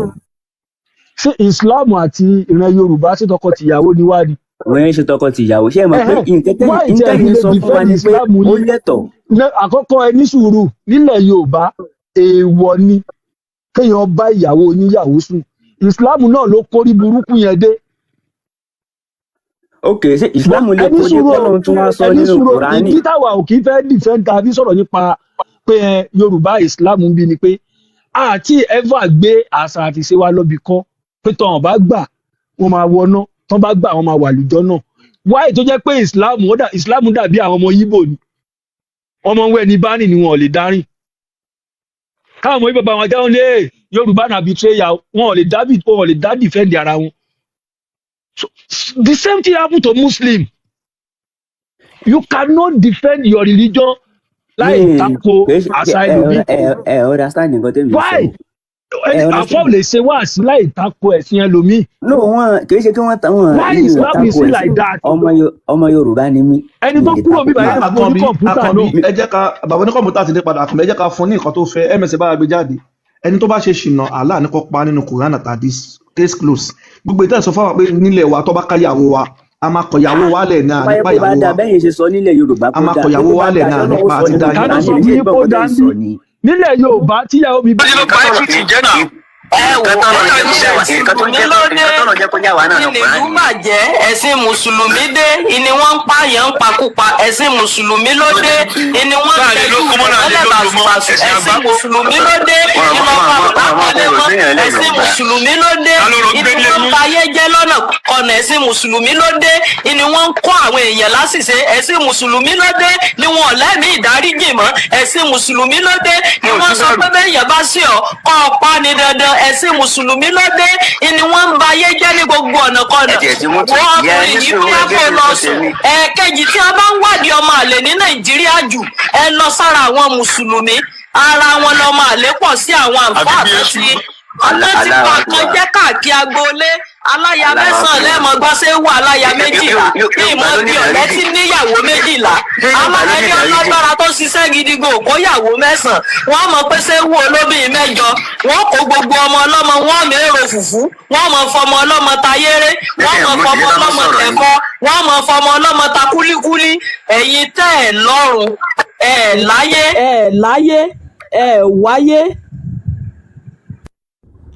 Yorùbá ló máa ní ká fẹ́yàwó rẹpẹtẹ àwọn bàbá wa ló máa fẹ́yàwó rẹpẹtẹ. Bàbá wa ní ká fẹ́yàwó kì í ṣe lànà tí ọ̀rẹ́ ìfẹ́ ìlànà tí àwọn èyí fi ṣe àwọn eléyìí fòbìrín ṣẹrú ni ẹjọ́ ẹ má bínú ìyá wa ẹjí kọ́ ká àdìsí yẹn. Ọlọ́run tó ní fáńkì ìwé máa ń tọ́ báyà kó dé kò mọ̀ tó gbé wá ìwó lẹ́jọ́. Brọ́dà mi Islam ẹ máa gbọ́ according to Islam èèyàn lè báyàwó níyàwó sùn. According to Islam èèyàn lè bọ́ ètò láyé ẹ má jẹ́ ń sọ̀rọ̀ ibo lọ́wọ́ àfọ yìí ó lóbìn lé ni ó ní ìyá yìí mọ̀kàn tó ń sọ ó lóbìn lé.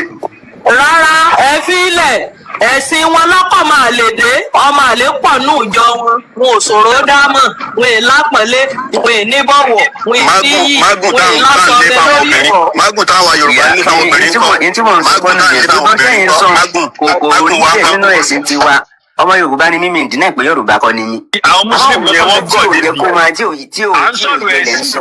ẹ̀ ń sọ̀rọ̀ ilẹ̀ Yorùbá ìwà ẹ̀yìn Mùsùlùmí kò yàtọ̀ sí wọ ọmọ Yíbò ọmọ Yíbò wọn ò lè dá ní ayé wọn gbé láì rọ̀ ọmọ Yorùbá ẹ̀sìn oníjẹ̀ríjẹ̀rí ẹ̀sìn oníjẹ̀ríjẹ̀rí ni ẹ kọ́ tẹ bá ti wà nailed lẹ máa ní sáwọn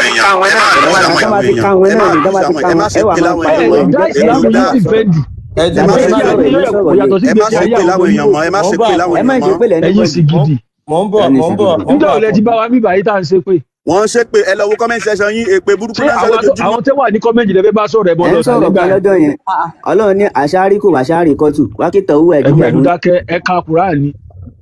ẹ mọ mú kílẹ̀ ń gbé wa sókè ṣé ìbúkọ́ ni ẹgbẹ́ ìdákẹ́ ẹ̀ka Qur'an oníbẹ̀rẹ̀ ẹnu tó ní kẹ́ni kan dákẹ́. ẹ̀ mọ̀ yé jẹ́ ẹni kó gbẹ́nu dákẹ́. Ọlọ́run ọba àtà ló kó bá àwọn pípọ̀ yìí náà. ẹ wo ìṣòro ni wọ́n kọ́ lọ́wọ́ làwáyà ṣètánì ni àwọn ṣètánì Saudi òṣòro dámọ̀ wọ́n ti kẹ́ran mérò wọn bí ó ti yà wáyà wọn ni. ẹ wo bàbá kọ̀ǹpútà bí ti ṣe bí ọmọdé ó ti gbogbo tó yẹ kó fi jẹ́ èèyàn l'Amẹ́ríkà ó ti kó lọ Saudi àwọn Saudi ti kó bá wọn lẹ́kọ̀ọ́ lé wọn ò ní tòde wọn ò lẹ́kọ̀ọ́ báyẹn sọ̀rọ̀ wọn ò lẹ́kọ̀ọ́ gbáyé gbogbo kan wọn bálabàlá ni wọ́n pàgídí ni bíi fáànù tí ò ní ná lórí. ìyá wa kẹ́ ẹ pẹ́ fún wa ṣe ráwọn tó ń bú yẹn gangan orí péèjì náà wà tán ṣépè láwọn ọmọ Yorùbá ẹgbẹ́ wa àwọn ni kẹ́ kọ́kọ́ bá sọ̀rọ̀ náà ìyá wa ẹ pẹ́ fún wa. tá bá ń ṣépè àwọn ọ̀tá ilẹ̀ Yorùbá ni ó ń ṣépè fún kìí ṣàwa tá a jọ ọmọ òdodo tá à ń sòdodo.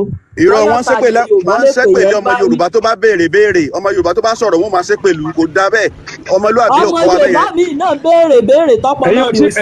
ẹ̀yin ò tí ì bú Ògún tẹ́ẹ̀ bá jẹ́ ọmọ ọkọ Yorùbá ẹlẹ́tọ̀ àti bàbá ńlá bàbá yín ṣe ẹ̀ tí bóògùn.